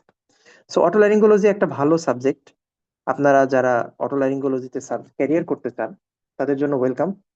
আর অটোলারিঙ্গোলজির আমার মোট ডিগ্রি আছে বাংলাদেশে এফসিপিএস, এমসিপিএস, এমএস বা ডিএলও, এরকম ডিগ্রি আছে। সো আপনি আপনি যদি বিসিপিএস, যেটা আমাদের বিসিপিএস থেকে 2টা ডিগ্রি দেওয়া হয়, হ্যাঁ, একটা হচ্ছে এমসিপিএস, একটা হচ্ছে এফসিপিএস। এমসিপিএস টা 2 বছর পরে দিতে হয়, এফসিপিএস 5 বছর মেয়াদি কোর্স। আপনি যদি ডিএলও এবং এমএস, এই দুইটা আবার বাংলাদেশ মেডিকেল ইউনিভার্সিটি থেকে দেওয়া হয়, এটা 2 বছর মেয়াদি, এটা 5 বছর মেয়াদি। এবং এখন ভালো কথা হচ্ছে বিএসএমএম এর যে স্যালারি স্ট্রাকচার, আপনি যদি এখানে ঢুকেন প্রাইভেট ট্রেনি হিসেবে ঢুকলে প্রত্যেক মাসে আপনি 35,000 টাকা স্যালারি পাবেন। স্যালারি তো না, এটা আসলে অনারিয়াম। প্রত্যেক মাসে আপনি পাবেন, এবং এটা এখন আর আগে যেমন একটা আন্দোলন করা লাগতো বা ডিলেড হচ্ছে না। আর এফসিপিএস এবং এফসিপিএস কোর্সে যদি আপনি ঢোকেন তাহলে এটা 6 মাস পর পাবেন আপনি, সেটা অ্যারাউন্ড 2,10,000 টাকা। ঠিক আছে, সো এটা হচ্ছে আপনি যদি এমসিপিএস এই এফসিপিএস এ ঢোকেন। আর এমসিপিএসটা এটা হচ্ছে, এটার জন্য আপনি কোনো কোর্সে ঢুকবেন না। আপনি ইএনটির 2 বছরের যদি কোথাও কোনো ট্রেনিং করা থাকে যেটা বিসিপিএস কাউন্ট করে, সেটা থাকলে আপনি ডিরেক্ট এমসিপিএস ফাইনাল পরীক্ষায় বসবেন। ডিরেক্ট এমসিপিএস ফাইনাল আফটার 2 বছর ট্রেনিং। এখানে আপনার কোনো এন্ট্রি এক্সাম নাই, ডিরেক্ট ফাইনাল পরীক্ষা পাশ করলে আপনার এমসিপিএস পাস হয়ে যাবে। এখানে আপনার পার্ট 1 বলে কিছু নাই, কিন্তু বাকি সবগুলোতে আপনাকে এন্ট্রি পরীক্ষা পাশ করে তারপরে কিন্তু আপনাকে যেতে হবে। ওকে, সো এটা একটা বিষয় আছে, সো এটা আপনার মাথায় রাখবেন। সো আমরা এখন যেটা বলছিলাম যে এটা হচ্ছে আপনার এই বিসিপিএস এর স্ট্রাকচার, স্যালারি স্ট্রাকচার, সো এবং ওভারঅল ইয়া। তো আপনি যদি এই ডিএলও বা এমসিপিএস, আমি মনে করি এই যে এফসিপিএস যারা ডিএলও পাস করেছেন তারা ডিএলও এবং এফসিপিএস একটা ভালো কম্বিনেশন। যারা এমএস কোর্সে ঢুকবেন তারা এমএস এবং এমসিপিএস, এটা একটা ভালো কম্বিনেশন। সো আমি এখন যেটা বলছিলাম যে, 1 মিনিট স্ক্রিনটা ক্লিয়ার করি। সো আপনি যখনই পড়াশোনা করবেন, আপনি স্মার্টলি পড়াশোনা করবেন, আপনি এমন ভাবে পড়াশোনা করবেন যেন আপনি যদি ইএনটিতে ক্যারিয়ার করতে চান, আপনি ইএনটির যে পরীক্ষাই হোক, সেটা এফসিপিএস বলেন, এমএস বলেন, ডিএলও বলেন, আপনার সমস্ত পরীক্ষার প্রিপারেশন যেন হয়ে যায়। তো আমরা সিনাপস মেডিকেল একাডেমি আপনার কিন্তু সেইভাবেই আমাদের কোর্স প্ল্যান গুলো সাজিয়েছি। আমি একটু আগে চলে যাচ্ছি, 1 মিনিট। আমাদের সিনাপস মেডিকেল একাডেমি আমরা যেটা করেছি, আমরা আমাদের যে লং ব্যাচ যেগুলো আছে, ইন্টেনসিভ কেয়ার লং ব্যাচ, আপনি ওখানে ভর্তি হলে, একটা ব্যাচে আপনি ভর্তি হলে, আমাদের টোটাল কি কি ব্যাচ আছে তাহলে? আমাদের টোটাল ব্যাচ আছে, 1 minute, intensive care long batch, আমাদের টেক্সট বুক রিভিউ ব্যাচ, আমাদের অনলি এক্সাম ব্যাচ। এই তিনটাই আসলে মেনলি আপনাদের যারা ইন্টার্ন আছেন তাদের প্রতি অনুরোধ থাকবে আপনার ইন্টেনসিভ কেয়ার লং ব্যাচ এই ব্যাচে ভর্তি হবেন। এইটা আপনাদের জন্য সব থেকে ফ্রুটফুল ব্যাচ হবে। আর এখানে একই সাথে আপনি এফসিপিএস, এমএস, ডিএলও সবকিছুর প্রস্তুতি আপনার এখানে হয়ে যাবে। আমাদের টেক্সট বুক রিভিউ ব্যাচ যেটা, এটা শুধুমাত্র এফসিপিএস কে ফোকাস করে আমাদের এই ব্যাচটা করা। সো এটা হচ্ছে আমাদের একটা বিষয়। আমাদের এখন সিলেবাস হচ্ছে, আমাদের দেখেন, আমাদের একটু আপনাদের বলি, আমাদের একটা গ্রুপ আছে ক্যারিয়ার ইন ইএনটি। এই গ্রুপটাতে আপনারা যদি ঢোকেন, এই গ্রুপে আমি regular ENT related academic post share করি। সো যাদের ইএনটি তে ক্যারিয়ার করার ইচ্ছা আছে, আপনারা অবশ্যই আমাদের এই ইএনটি ক্যারিয়ার ইন ইএনটি এই গ্রুপে অ্যাড হবেন। এবং আমাদের দেখেন বিগত সেশনের রেজাল্ট দেখাচ্ছে, আমাদের জানুয়ারি 2026-এ 30 জন চিকিৎসকের মধ্যে 19 জন চিকিৎসক পাশ করেছে। জানুয়ারি 2025-এ 46 জনের মধ্যে 30 জন চিকিৎসক পাশ করেছে। তো আমাদের ইএনটির কিন্তু রেজাল্ট সিনাপস থেকে অনেক ভালো। তো আমি যেটা বলতে চাচ্ছি যে আপনারা যারা ইন্টার্নশিপ শেষ করেছেন, এখন ইন্টার্নির মধ্যে আপনি কিভাবে পড়াশোনা করবেন, তাই না? এটা একটা কথা। সেটা হচ্ছে যে ইন্টার্ন থাকা অবস্থায় আমরা বলি যে ডাক্তারদের জীবনে সবথেকে গোল্ডেন পিরিয়ড হচ্ছে ইন্টার্নশিপ। সো ইন্টার্নশিপের সময় যদি শুধু আপনি পড়ালেখা করে ইন্টার্নশিপ এর এনজয়টা মিস করেন, সেটাও কোনো ভালো কথা হবে না।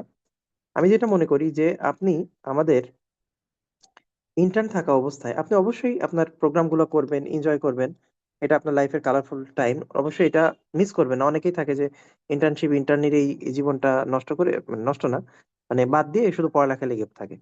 আমি মনে করি এরকম কিছু করার দরকার নেই, আপনি আপনার ইন্টার্নশিপে সব করবেন। কিন্তু আমি যেটা মনে করি, আপনি নিশ্চয়ই সপ্তাহে সপ্তাহে একদিন একটা 2 ঘন্টার ক্লাস তো আপনি নিশ্চয়ই করতে পারেন, অবশ্যই আপনি পারবেন, তাই না? অথবা সপ্তাহে 2টা ক্লাস, আপনি 2টা ক্লাস, আপনি 4 ঘন্টার একটা ক্লাস, একটা 2 ঘন্টা, একটা 2 ঘন্টার একটা ক্লাস আপনি অবশ্যই করতে পারবেন। আমার মনে হয় যতই আপনি ব্যস্ত থাকেন, আপনি এই সময়টা কিন্তু আপনি কাজে লাগাতে পারবেন। সো আমি যেটা করেছিলাম, আমার ইন্টার্নির সময় আমার যখন 6 মাস হয়ে গেল, তখন আমার মনে হলো যে আর তো 6 মাস পরে আমার আর কোনো নামের পাশে আমি বেকার। সো বেকার থাকাটা কিন্তু ডাক্তারদের জন্য আসলে অনেক একটা সমস্যা। আবার বিসিএস পরীক্ষা নিয়েও আমি একটু কনফিউশনে ছিলাম, কারণ বিসিএস টা নিয়োগ হতে 3-4 বছর লেগে যায়। সো এতদিন আমি কি করব? সো আমি সেজন্য প্রথমে টার্গেট নিয়েছিলাম পোস্ট গ্রাজুয়েশন। কারণ পোস্ট গ্রাজুয়েশন আমি যদি পাশ করি, তখন অন্তত যদি এফসিপিএস টা আমি পাশ করতে পারি, অন্তত কেউ জিজ্ঞেস করলে আমি বলতে পারবো যে হ্যাঁ, আমি এফসিপিএস পাশ করছি, আমি এখন বিসিএস এর প্রস্তুতি নিচ্ছি। সো এটা একটা বিষয়, সো আপনি এটা বলতে পারবেন। সো আপনি এটা কখন বলতে পারেন? আপনি যদি ইন্টার্নশিপের মধ্যে, যদি আপনি কিচ্ছু না, আপনার পড়ার দরকার নেই, আপনি শুধু আমাদের লেকচার গুলো শেষ করেন। আপনি আমাদের লেকচার গুলো শেষ করে, আমরা বইতে আমরা যা দাগাই দিই, বই দাগানোটা শেষ করেন। আপনি যদি বই দাগাই ফেলতে পারেন, তাহলে কিন্তু আপনি অন্যদের থেকে 50% আগায় যাবে। আমাদের বিগত একটা সেশনে, গত সেশনের আগের সেশনে মাত্র একজন চিকিৎসক ইএনটিতে পাশ করছিল। সেই একজন চিকিৎসক কিন্তু ছিল একজন ইন্টার্ন ডক্টর। ইন্টার্নশিপ শেষ করে সে 3 মাস পরে ইএনটি পাশ করেছিল অনলি একজন, তার মধ্যে সে একজন। তার মানে সে কিন্তু তার তার কাছে আমরা যখন কথা বলেছিলাম, সে বলছে যে সে ইন্টার্ন লাইফে সে কিন্তু এই পড়াশোনাগুলো করেছে, সেই কারণে কিন্তু সে একবারই পাশ করতে পারছে। এটা একটা ভালো কথা। তো আমি যেটা মনে করি, আপনি আমাদের ইএনটির ইন্টেনসিভ কেয়ার লং ব্যাচ, এবং আপনি সারা বাংলাদেশে যে কোনো জায়গায় শুনতে পারেন সিনাপস আসলে ইএনটির জন্য সিনাপস একটা বেস্ট অপশন। পাশাপাশি আমাদের কিন্তু বেশ কিছু পাবলিকেশনও আছে। এটা আমাদের টোটাল কোর্স শিডিউল, আমাদের টোটাল 17টা ক্লাস আমরা এফসিপিএস ক্লিনিক্যাল টেক্সট বুক ব্যাচে নেই। এখানে আমরা শুধু বই থেকে একদম হুবহু বই থেকে পড়াই দিই। পাশাপাশি আমাদের এইটা এক্সাম ব্যাচ, টোটাল 25টা এক্সাম থাকে আমাদের এক্সাম ব্যাচে। এবং আমরা একটু আমাদের একাডেমিক যে ইয়াটা, আমাদের যে কি রিসোর্স, মানে আগে একটা সময় এমন ছিল যে যারা ইএনটিতে পড়তে চায় তাদের কোন বই থেকে পড়বে, তারা এইগুলো দিশাহারা হয়ে যেত। কারণ আমাদের ইএনটি ফিজিওলজি এটা কিন্তু আমরা ইউজুয়ালি দেখা যায় যে ইন্টার্ন এমবিবিএস লাইফে খুব কম পড়া থাকে। সো আমরা ওটাকে নিয়ে বলবো। আমাদের অনেক ফিমেল ডক্টর আছে যারা ইএনটিতে ক্যারিয়ার করতে চায়, তারা বলে যে এখানে ট্রেনিং চাপটা কেমন। আমি মনে করি এখানে ইএনটিতে ট্রেনিং ওয়ার্কলোড অনেক কম, অত হেক্টিক না। ইনডোর পেশেন্ট ম্যানেজমেন্ট খুবই ভালো। পাশাপাশি আমাদের ভেরি ইনস্টিটিউশন টু ইনস্টিটিউশন আসলে ট্রেনিং ওয়ার্কলোড ভ্যারি করে, তবে ডিএমসি তে আপনি কাজের চাপ একটু বেশি এবং আপনি শিখতেও পারবেন অনেক ভালো। ডিএমসি ইনস্টিটিউশন হিসেবে খুবই ভালো। আপনি ডিএলও ট্রেনিং হিসেবে যদি ঢুকেন, 2 বছরের মধ্যে আপনি টনসিলেক্টমি, সেপ্টোপ্লাস্টি এই ধরনের অপারেশন শিখে আপনি কিন্তু মফস্বল এলাকাতেও ওটি করতে পারবেন এবং আর্ন করার সুযোগ আছে। ডিএলও তে পাস রেজাল্ট কিন্তু খুব ভালো। এটা আমাদের মার্ক ডিস্ট্রিবিউশন ডিএলও এবং এফসিপিএস এ। দেখা যাচ্ছে যে ডিএলও এমএস এবং এফসিপিএস আমাদের দুইটার কিন্তু পড়ালেখার একটু পার্থক্য আছে। আপনি ডিএলও বা এমএস পরীক্ষায় দিলে আপনি অ্যানাটমি সবকিছু পড়তে হবে, এফসিপিএস এ শুধু হেড নেক এন্ড থোরাক্স পড়লেই হয়। এইগুলো আসলে সিলেবাস ডিস্ট্রিবিউশন, এগুলো আপনারা যখন ক্যারিয়ারে আসবেন তখন আমরা ওভারঅল আরো কথাবার্তা বলবো। যেটা আজকে আপনার ইন্টার্নদের নিয়ে আমাদের প্রোগ্রাম, আমরা শুধু গ্রস হেডিং এ একটু কথা বলে বলে যাই। সো দেখেন, ডিপ্লোমাতে প্রতি বছর 47টা সিট থাকে এবং এমএস এ 32টা সিট থাকে। আর এফসিপিএস এ ইউজুয়ালি কোনো সিট নাই। আপনি যদি 70% এর উপরে নাম্বার পান, 70% বা তার বেশি, তাহলে আপনি পাস করবেন। সেটা যদি 100 জন পাস করেন, 100 জনই পাস করবেন। এফসিপিএস এ আসলে এই টোটাল 150 মার্কের পরীক্ষা হয়, যেটাতে 150টা কোশ্চেন থাকে, 300 মার্কের পরীক্ষা হয়। Paper 1 anatomy, physiology, pathology. অ্যানাটমিতে 25টা এমসিকিউ, মানে টোটাল 75টা এমসিকিউ, 75টা এসবিএ থাকে, কোনো নেগেটিভ মার্কিং থাকে না।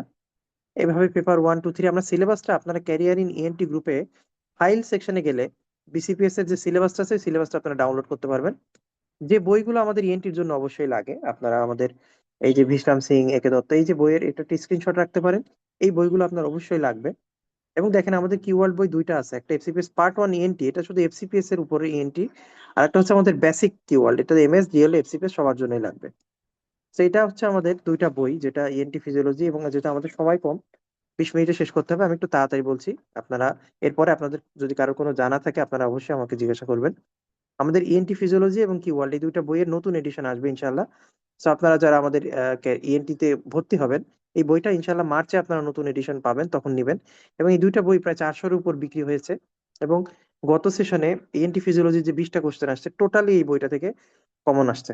হ্যাঁ, সো এটা একটা আমাদের একটা সফলতা বলা যায়। এবং আমাদের যারা সিনাপসে ভর্তি হচ্ছেন, বেসিক ইন্টেনসিভ কেয়ার লং বেসে ভর্তি হবেন, তারা টোটাল সিনাপসের এই 28টা লেকচার শিট পাবেন।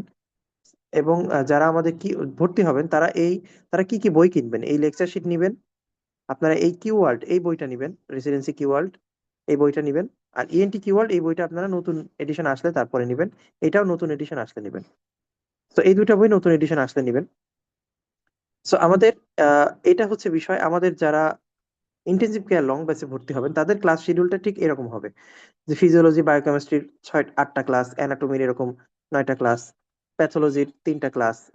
হ্যাঁ, তো এইভাবে মাইক্রোবায়োলজির 5টা ক্লাস, এইভাবে আপনাদের বেসিকের যে ক্লাসগুলো নিবে, ওই ক্লাসের ওই বিষয়ের সব থেকে শ্রেষ্ঠ শিক্ষক, ধরেন আপনার রেসপিরেটরি ফিজিওলজির ক্লাস নিবে একজন রেসপিরেটরি মেডিসিন স্পেশালিস্ট বা ট্রেনি পোস্টে যারা আছেন তারা।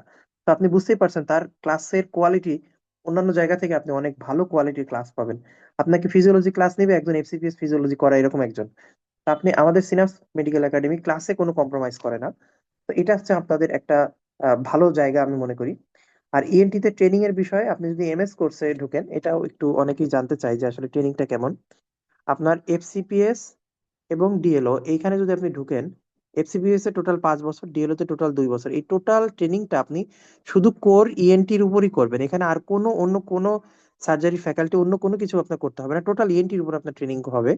সেজন্য দেখা যাচ্ছে যে আপনি এখানে ট্রেনিং এফসিপিএস বা ডিএলও তে ট্রেনিং করলে 2 বছর পরে আপনি অনেক কাজ আপনি শিখে যে নিজের মতো করে আপনি কাজ করার সুযোগ আছে। কিন্তু এমএস কোর্সে ঢুকলে এমএস এর দুইটা আছে, ফেজ এ এবং ফেজ বি। ফেজ এ তে আপনাকে জেনারেল সার্জারি বা অনেক ইএনটি বাদে কিছু টপিক পড়তে হয়, সেটার উপরে আপনার ফেজে পাস করতে হয়। পরবর্তী ফেজ বি হচ্ছে 3 বছর, এটা আপনি টোটাল ইএনটির উপর আপনি করবেন। হ্যাঁ, তো এটা হচ্ছে আমাদের usually course plan. So ENT নিয়ে আসলে বলতে গেলে আমি মনে করি ইএনটি একটা খুবই হাইলি স্পেশালাইজ সাবজেক্ট। এবং এখন কিন্তু ইএনটি দেখবেন অনেক নতুন নতুন ডিভাইস আসছে, যেমন এন্ডোস্কোপি এবং লেজার সার্জারি, এই সবগুলো কিন্তু এখন ইএনটিতে হচ্ছে। সো যারা আধুনিক ইয়া মানে আপনার ট্রেনিং, আধুনিক যন্ত্র দিয়ে কাজ করতে চান, ENT is a welcoming subject for you. So ENT নিয়ে এতটুকু কথা ছিল। আপনাদের কারোর যদি কোনো প্রশ্ন থাকে আপনারা করতে পারেন। আমরা মেন্টর প্যানেলে আপনাদের এই কজন আমরা আপনাদের মেন্টর প্যানেলে আছি। সো আপনি আমার নাম লিখে সার্চ দিলে ডাক্তার মোহাম্মদ হিদায়ত ইসলাম নাম লিখে ফেসবুকে পাবেন।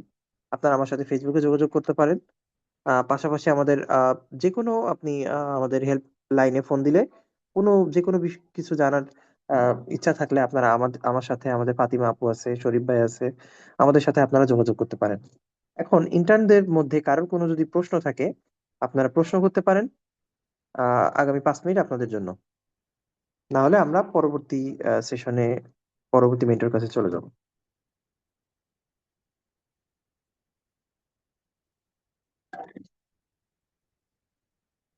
আচ্ছা, তাহলে আমার মনে হয় ইন্টার্ন কারোর কি কোনো প্রশ্ন আছে? কেউ কি জানার মতো? আচ্ছা, তাহলে মনে হয় কারো কোনো প্রশ্ন নেই। আমাদের পরবর্তী অংশটা কে পরিচালনা করবে? আমাদের কে আছেন হোস্টে?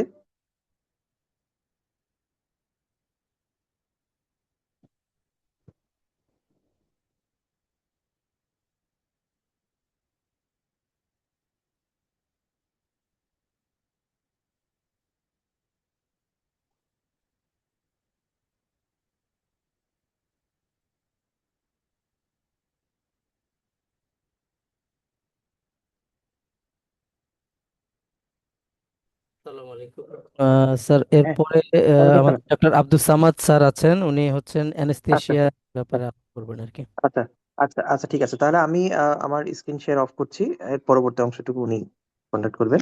জি আচ্ছা, ঠিক আছে। আপনাদের পরবর্তী সেকশন আমাদের doctor Samad sir, doctor Samad ভাই, উনি আমাদের অ্যানেস্থেশিয়াতে আছেন। উনি আপনাদের পরবর্তী অংশটুকু কন্ডাক্ট করবেন। আমি ফ্লোরটা তার কাছে ছেড়ে দিলাম। আসসালামু আলাইকুম। ওয়ালাইকুম আসসালাম। Thank you.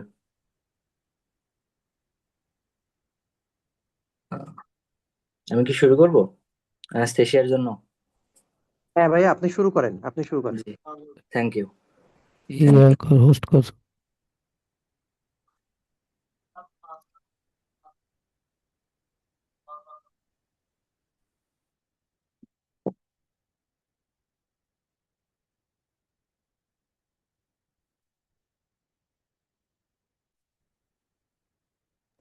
স্যার জি স্যার, আপনাকে হোস্ট করেছি। জি, ওকে, থ্যাংক ইউ। আসসালামু আলাইকুম। আমি ডাক্তার Mohammad Abdus Samad, assistant professor cardiac anaesthesia, Khaja Yunus Ali medical college. সবাইকে আজকের সেশনে স্বাগতম। আমাদের আজকে ইন্টার্ন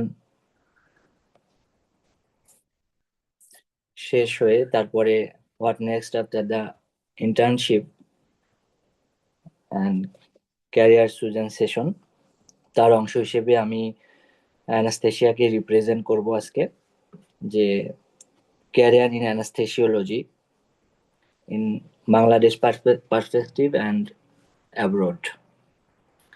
তো আমাদের অ্যানাস্থেশিয়া যেটা শুরু, সেটা anaesthesia is a mother branch, যেখানে অনেক সাব স্পেশালিটি বর্তমানে গ্রো করতেছে। তো it's a world of infinity. হ্যাঁ, কারণ এখানে আপনাকে সবকিছুতেই ফোকাস করতে হবে। একটু আগে যে ভাইয়াটা আমাদের সাথে শেয়ার করলো ইএনটি, সে তার সাবজেক্টটা শেয়ার করলো। তো অ্যানাস্থেশিয়া এমন একটা মাদার ব্রাঞ্চ বা এমন একটা সাব স্পেশালিটি যেখানে আপনার সার্জারি, মেডিসিন, গাইনি সবকিছুর একটা মেডিকেল বা মেডিকেল নলেজ আপনাকে গ্যাদার করতে হবে। তো বর্তমান যুগে অ্যানাস্থেশিয়া একটা মডার্ন এরা দিয়ে যাচ্ছে, সেটা আমরা যারা অ্যানাস্থেশিয়া ক্যারিয়ার করতেছি তারা বুঝতে পারছি যে হাউ অ্যাডভান্সমেন্ট ইজ গেইনড, যে কত অ্যাডভান্সমেন্ট আমাদের অ্যানাস্থেসিওলজিতে হয়েছে। যে আগে একটা ধারণা ছিল অ্যানাস্থেশিয়া মানে খুবই নেগলেক্টেড একটা সাবজেক্ট, আপনি খুব পিছিয়ে পড়াদের একটা সাবজেক্ট, খুব ব্যাক বেঞ্চারদের একটা সাবজেক্ট। সেই ধারণা থেকে টোটালি আমরা বের হয়ে আসতে পেরেছি মনে করি বাংলাদেশের জন্য। বহির্বিশ্বে তো অ্যানাস্থেসিওলজি, রেডিওলজি এগুলো একটা ভালো প্রথম সারির subject, high salary subject, but বাংলাদেশে সেই রাস্তাতে আমরা হাঁটতে চলেছি। তো আজকে যা আমাদের প্রোগ্রামটা হবে হচ্ছে ইন্টার্নদের যারা নতুন ক্যারিয়ার হিসেবে কেন অ্যানাস্থেশিয়াকে চুজ করবেন সেটার বিষয় নিয়ে। একটা সময় ছিল আগে অ্যানাস্থেশিয়া এমন ভাবে কোনো মডার্নাইজেশনটা ছিল না, যেখানে হয়তো অনেক কমপ্লিকেটেড ওয়েতে অ্যানাস্থেশিয়া দেয়া হতো। যে অনেক সময় শুনে থাকবেন যে মাথায় বাড়ি দিয়ে অ্যানাস্থেশিয়া দেয়া হতো, অ্যানাস্থেশিয়াতে রোগী মরে যাচ্ছে, সার্জারি সাকসেসফুল হতো কিন্তু পেশেন্টটা ডেথ হতো। সেই যুগটা আমাদের চলে গেছে। তো অ্যানাস্থেশিয়া আসলে আমাদের এখন আর সেই ইনডোর হিসেব বেসিসে সাবজেক্টটা নাই। এখন আপনি ইনডোরে অ্যানাস্থেসিওলজি প্র্যাকটিস করতে পারেন, ইন্টেন্সিভ কেয়ার মেডিসিন বা ক্রিটিক্যাল কেয়ার মেডিসিন হিসেবে আপনি ইন্টেন্সিভিস্ট হিসেবে আইসিইউতে কাজ করতে পারেন।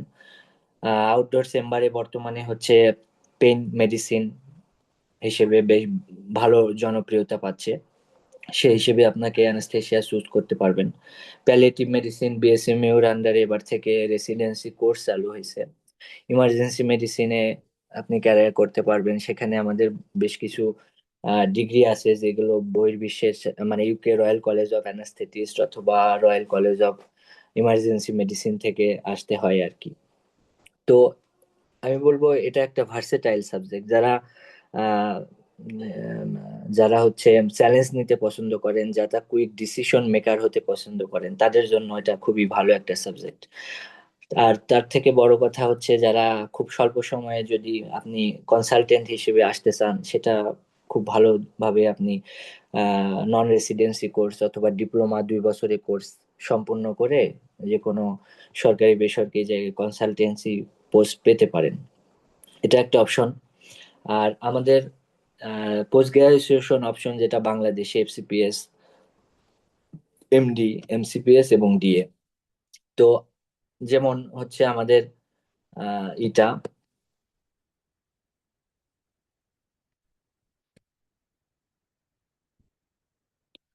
যেমন হচ্ছে এফসিপিএস এবং এফসিপিএস 5 ইয়ার্স এর কোর্স।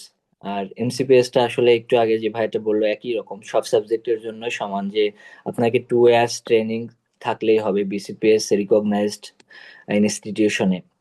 সেখানে কোনো এন্ট্রান্স এক্সামিনেশন লাগবে না, শুধু 2 বছরের কোর্স ট্রেনিং পোস্ট থাকলেই আপনি পরীক্ষাটা দিতে পারবেন। আর অ্যানাস্থেসিওলজিতে এফসিপিএস এ আলাদা কোনো সিট নাই, ফিক্স কোনো সিট নাই এখানে। যেটা সব সাবজেক্টের মতোই যে আপনাকে একটা নির্দিষ্ট পার্সেন্ট মার্ক অবটেইন করতে হবে, 70% মার্ক অর 210 মার্ক পেতে হবে। তাহলে গত বছর আমাদের লাস্ট ইয়ারে হচ্ছে 16 জনের মতো পাশ করছে, তার ভিতরে সিনাপস থেকে 3 জন এফসিপিএস পার্ট 1 ক্লিয়ার করছে।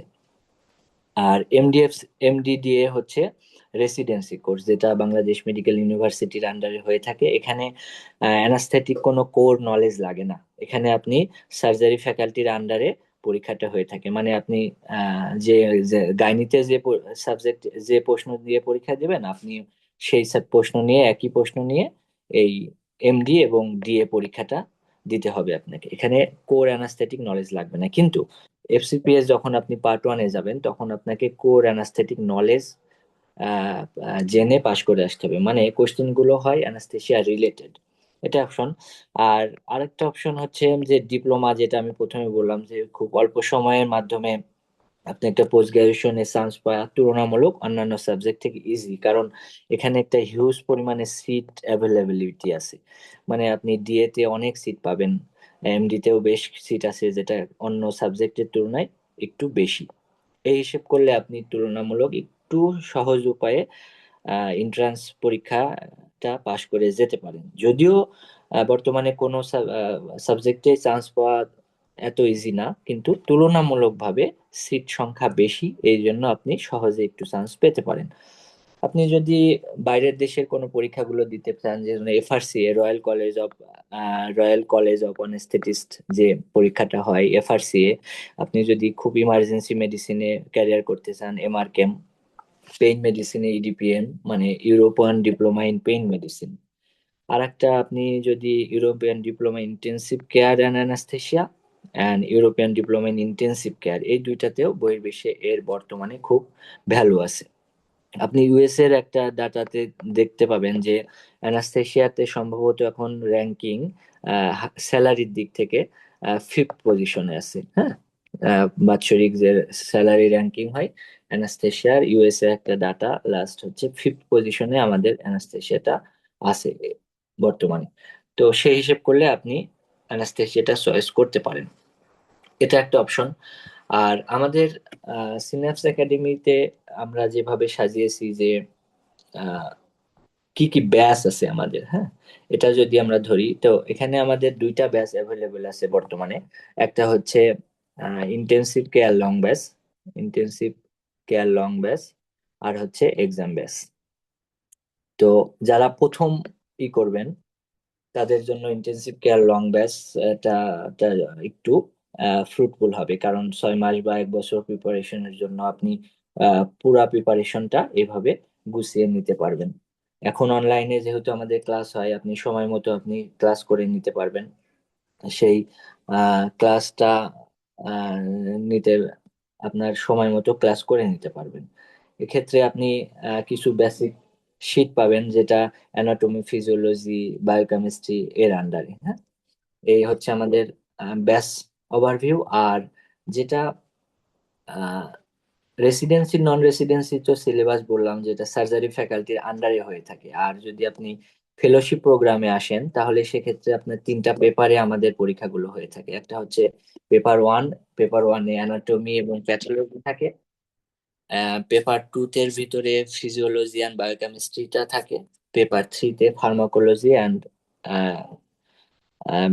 বায়োস্ট্যাটিস্টিক্স থাকে। এখানে যারা একটা নতুন মানে একদমই প্রথমবার পরীক্ষা দিবেন, তাদের জন্য হচ্ছে আমাদের একটা এক্সট্রা টপিক থাকবে হচ্ছে ফিজিক্স, বেসিক ফিজিক্স নামে, যেটা আমরা এমবিবিএস লাইফে কখনো পড়িনি, কিন্তু এই এফসিপিএস প্রোগ্রামের জন্য এই ফিজিক্সটা আমাদের জন্য পড়তে হবে। মানে এটা একটু আলাদা হবে, বাকিগুলো হয়তো আমরা কভার করে নিতে পারবো। সাথে যারা একদমই ইন্টার্নশিপ থেকে জয়েন করবেন, তাদের জন্য একটা নতুন আসবে যে অ্যানাস্থেটিক ফার্মাকোলজি, এটা ফেলোশিপ প্রোগ্রামের জন্য। তো সেই ফার্মাকোলজিটা কি, আমরা যে অ্যানাস্থেশিয়া বা ইন্টেন্সিভ কেয়ার বা আইসিইউতে যে ড্রাগস গুলো ইউজ করি, তার ডিটেলস একটা ফার্মাকোলজি নলেজ আমাদেরকে জানতে হয় ড্রাগস নিয়ে। এই ফার্মাকোলজি, এই 2টা টপিক আমাদের জন্য একটু নতুন ভাবে পড়তে হবে, যেটা আমাদের এমবিবিএস কারিকুলামে থাকে না। ফার্মাকোলজি অ্যান্ড বেসিক ফিজিক্স, সেটার জন্য আমরা আলাদাভাবে শীট প্রোভাইড করব, লেকচার ক্লাস নিব এরকম। তো স্টাডি ম্যাটেরিয়ালের ভিতরে আমরা বিশেষ করে অ্যানাস্থেশিয়া এফসিপিএস পার্ট 1 প্রোগ্রামটা হয় বেশিরভাগ একটু রয়্যাল কলেজ অফ অ্যানাস্থেটিস বা ইউকের পরীক্ষা স্টাইল, এই জন্য এর বিদেশি কিছু বই আমাদেরকে পড়তে হয়, যেটা এফআরসিএ প্রদত্ত বই থাকে, বা সেখানে কিছু আহ থাকে, কি বলে, কোশ্চেন ব্যাংক থাকে। হ্যাঁ, এটা আমাদের সেই কোশ্চেন ব্যাংক, যেমন কিউবেস নামে 1000 এমসিকিউ একটা বই আছে, এসবিএ আছে। এই বইগুলো আমাদের বিশেষভাগ হলো বাইরের বই, যেটা আপনার রয়্যাল কলেজ অফ অ্যানাস্থেটিস্ট বা এফআরসিএ পরীক্ষার সময় আমাদের এই পরীক্ষাগুলো লাগে। এটা হচ্ছে আমাদের স্টাডি ম্যাটেরিয়াল। আর মার্ক, যেমন এমসিকিউ, পরীক্ষার ধরনটা হচ্ছে সবার মতোই একই রকম, যে 50টা এমসিকিউ আসবে আর সরি 75টা এমসিকিউ আসবে আর 75 এসবি আসবে, সেখান থেকে আপনাকে 210 মার্ক ক্যারি করতে হবে। আর সর্বনিম্ন আপনাকে 25% মার্ক অথবা 75 মার্ক পাস মানে আনতে হবে, না হলে পরবর্তী সেশনে আপনি পরীক্ষাতে অ্যাটেন্ড করতে পারবেন না। এটা একটা প্রিরিকুইজিট ফ্রম বিসিপিএস। আর অ্যাব্রোডে যেটা আমরা দেখি যে অ্যানাস্থেটিস্ট এমন একটা সাবজেক্ট যেটা আপনাকে কুইক ডিসিশন মেকার বানাবে, লিডারশিপ গ্রো করতে সাহায্য করবে, এবং যে কোনো ক্রিটিক্যালি সিচুয়েশন আপনি স্মুথলি হ্যান্ডেল করতে কতটুক পারবেন সেটা সেই হিসেবেও আপনাকে গড়ে উঠতে পারবে। এটা একটা অপশন। আর অ্যানাস্থেসিয়া আসলে একটা মেডিসিন রিলেটেড সাবজেক্ট, যদিও সার্জিক্যাল ফ্যাকাল্টির আন্ডারে আছে, কিন্তু এটা মেডিকেল রিলেটেড মানে মেডিসিন রিলেটেড সাবজেক্ট। আপনাকে অল মেডিসিন জানতে হবে, from all the branch of medical science. Psychiatry জানতে হবে, মেডিসিন জানতে হবে, গাইনি, পেডিয়াট্রিক, কারণ এখন হচ্ছে পেডিয়াট্রিক অ্যানাস্থেসিয়া দিতে হলে আপনাকে পুরো পেডিয়াট্রিক ফিজিওলজি, পেডিয়াট্রিক প্যাথোলজি এবং পেডিয়াট্রিক মেডিসিনটাও আয়ত্ত করতে হবে। বর্তমানে অ্যানাস্থেসিয়া যদি আপনি প্র্যাকটিস করেন, তার ভিতরেও বেশ সাব স্পেশালিটি হয়ে আসতেছে। তার ভিতর হাইলি ডিমান্ডেড হচ্ছে cardiac anaesthesia and cardiac ICU, neurocritical care, neuro anaesthesia, neurocritical care, সাথে paediatric anaesthesia and obstetric anaesthesia. এখন অনেকে অবস্টেট্রিক অ্যানাস্থেসিয়া নিয়েও কাজ করতেছে। তবে বর্তমানে এই তিনটা সবচেয়ে বেশি ভ্যালুয়েবল, যে cardiac anaesthesia, cardiac ICU, neurocritical care, neuro anaesthesia, neurocritical care and paediatric anaesthesia. তো আপনি যদি এমন হন যে আপনি হাইলি প্যাশনেট হচ্ছেন, তাহলে আপনি স্পেশালি এইসব ব্রাঞ্চগুলোতে আসতে পারেন, যেটা আপনাকে অনেক ডিমান্ডেবল অপশনে নিয়ে যেতে পারে এটা। আর আমাদের এই বছরে হচ্ছে তিনটা হচ্ছে করছে, তিনজন আমাদের এফসিপিএস পার্ট 1 ক্লিয়ার করছে এই সেশনে আমাদের সিনাপস একাডেমি থেকে। এটা একটা। আর যেটা বলবো যে আপনারা আসেন, অ্যানাস্থেসিয়া সম্পর্কে হয়তো আমরা আরো বেশি যখন ফুল ক্লাসে ঢুকবো তখন আলাপ করার সুযোগ থাকবে।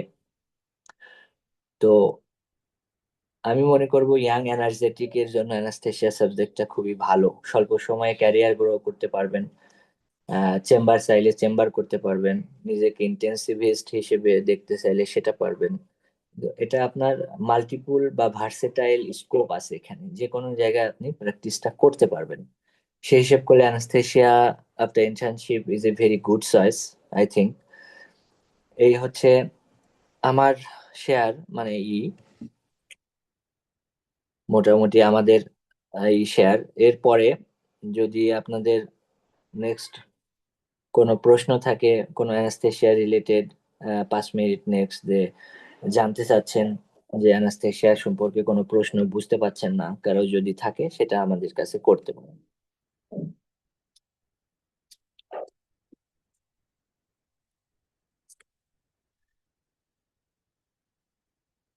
বর্তমানে অ্যানাস্থেসিয়া অনেক গ্রো করছে, হ্যাঁ, সব সাবজেক্টের। অনেকে মনে করে ডিপেন্ডেবল সাবজেক্ট, বাট আমি মনে করি অন্যান্য সাবজেক্ট গুলো আপনি আপনার উপর ডিপেন্ডেন্ট। কারণ আপনি একজন ভালো অ্যানাস্থেসিওলজিস্ট হতে পারলে আপনাকে খুঁজে নিবে সার্জনরা, অথবা ক্রিটিক্যাল কেয়ারে আপনাকে খুঁজে নিবে। অনেক ক্লিনিশিয়ান যখন বিপদে পড়বে আপনাকে, সেখানে আপনি হেল্প করবেন, আপনি শেষ ভরসা হবেন।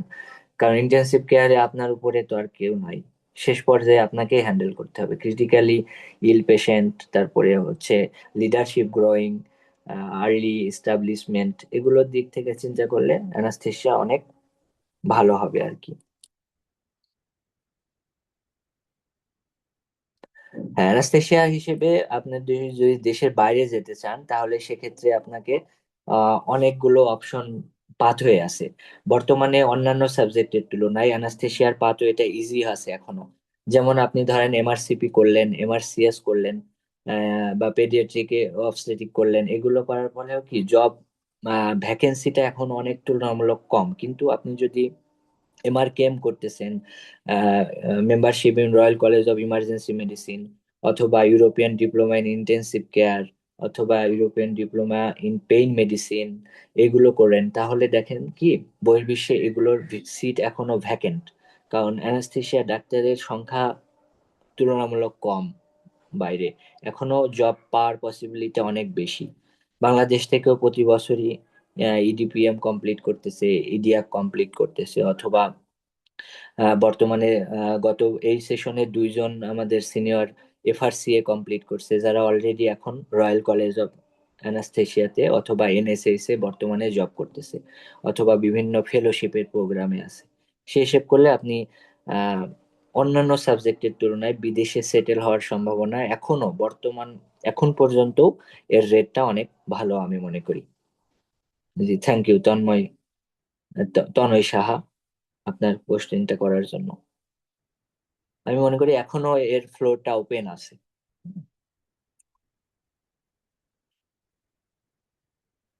আর কারোর কোনো প্রশ্ন থাকলে আমাদেরকে করতে পারেন।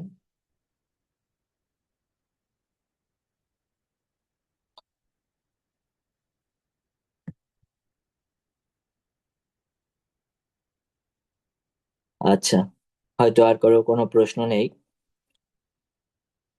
আমরা তাহলে আস্তে আস্তে সেশনটা শেষ করে দিব। তো আমি আপনাদেরকে ওয়েলকাম করব অ্যানাস্থেশিয়াতে আসার জন্য। যদি আপনি অ্যানাস্থেশিয়া বোঝেন, ভালো ক্লিনিশিয়ান হতে পারেন, অবশ্যই it's a very good choice I think. তো সবাইকে ধন্যবাদ এবং শুভেচ্ছা।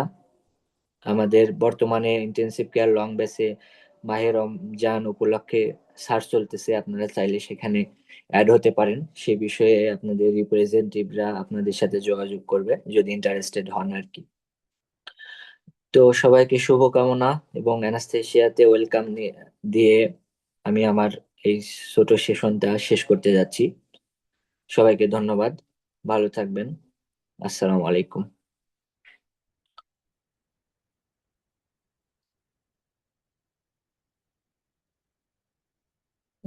সিনাপস একাডেমি কেউ আছেন?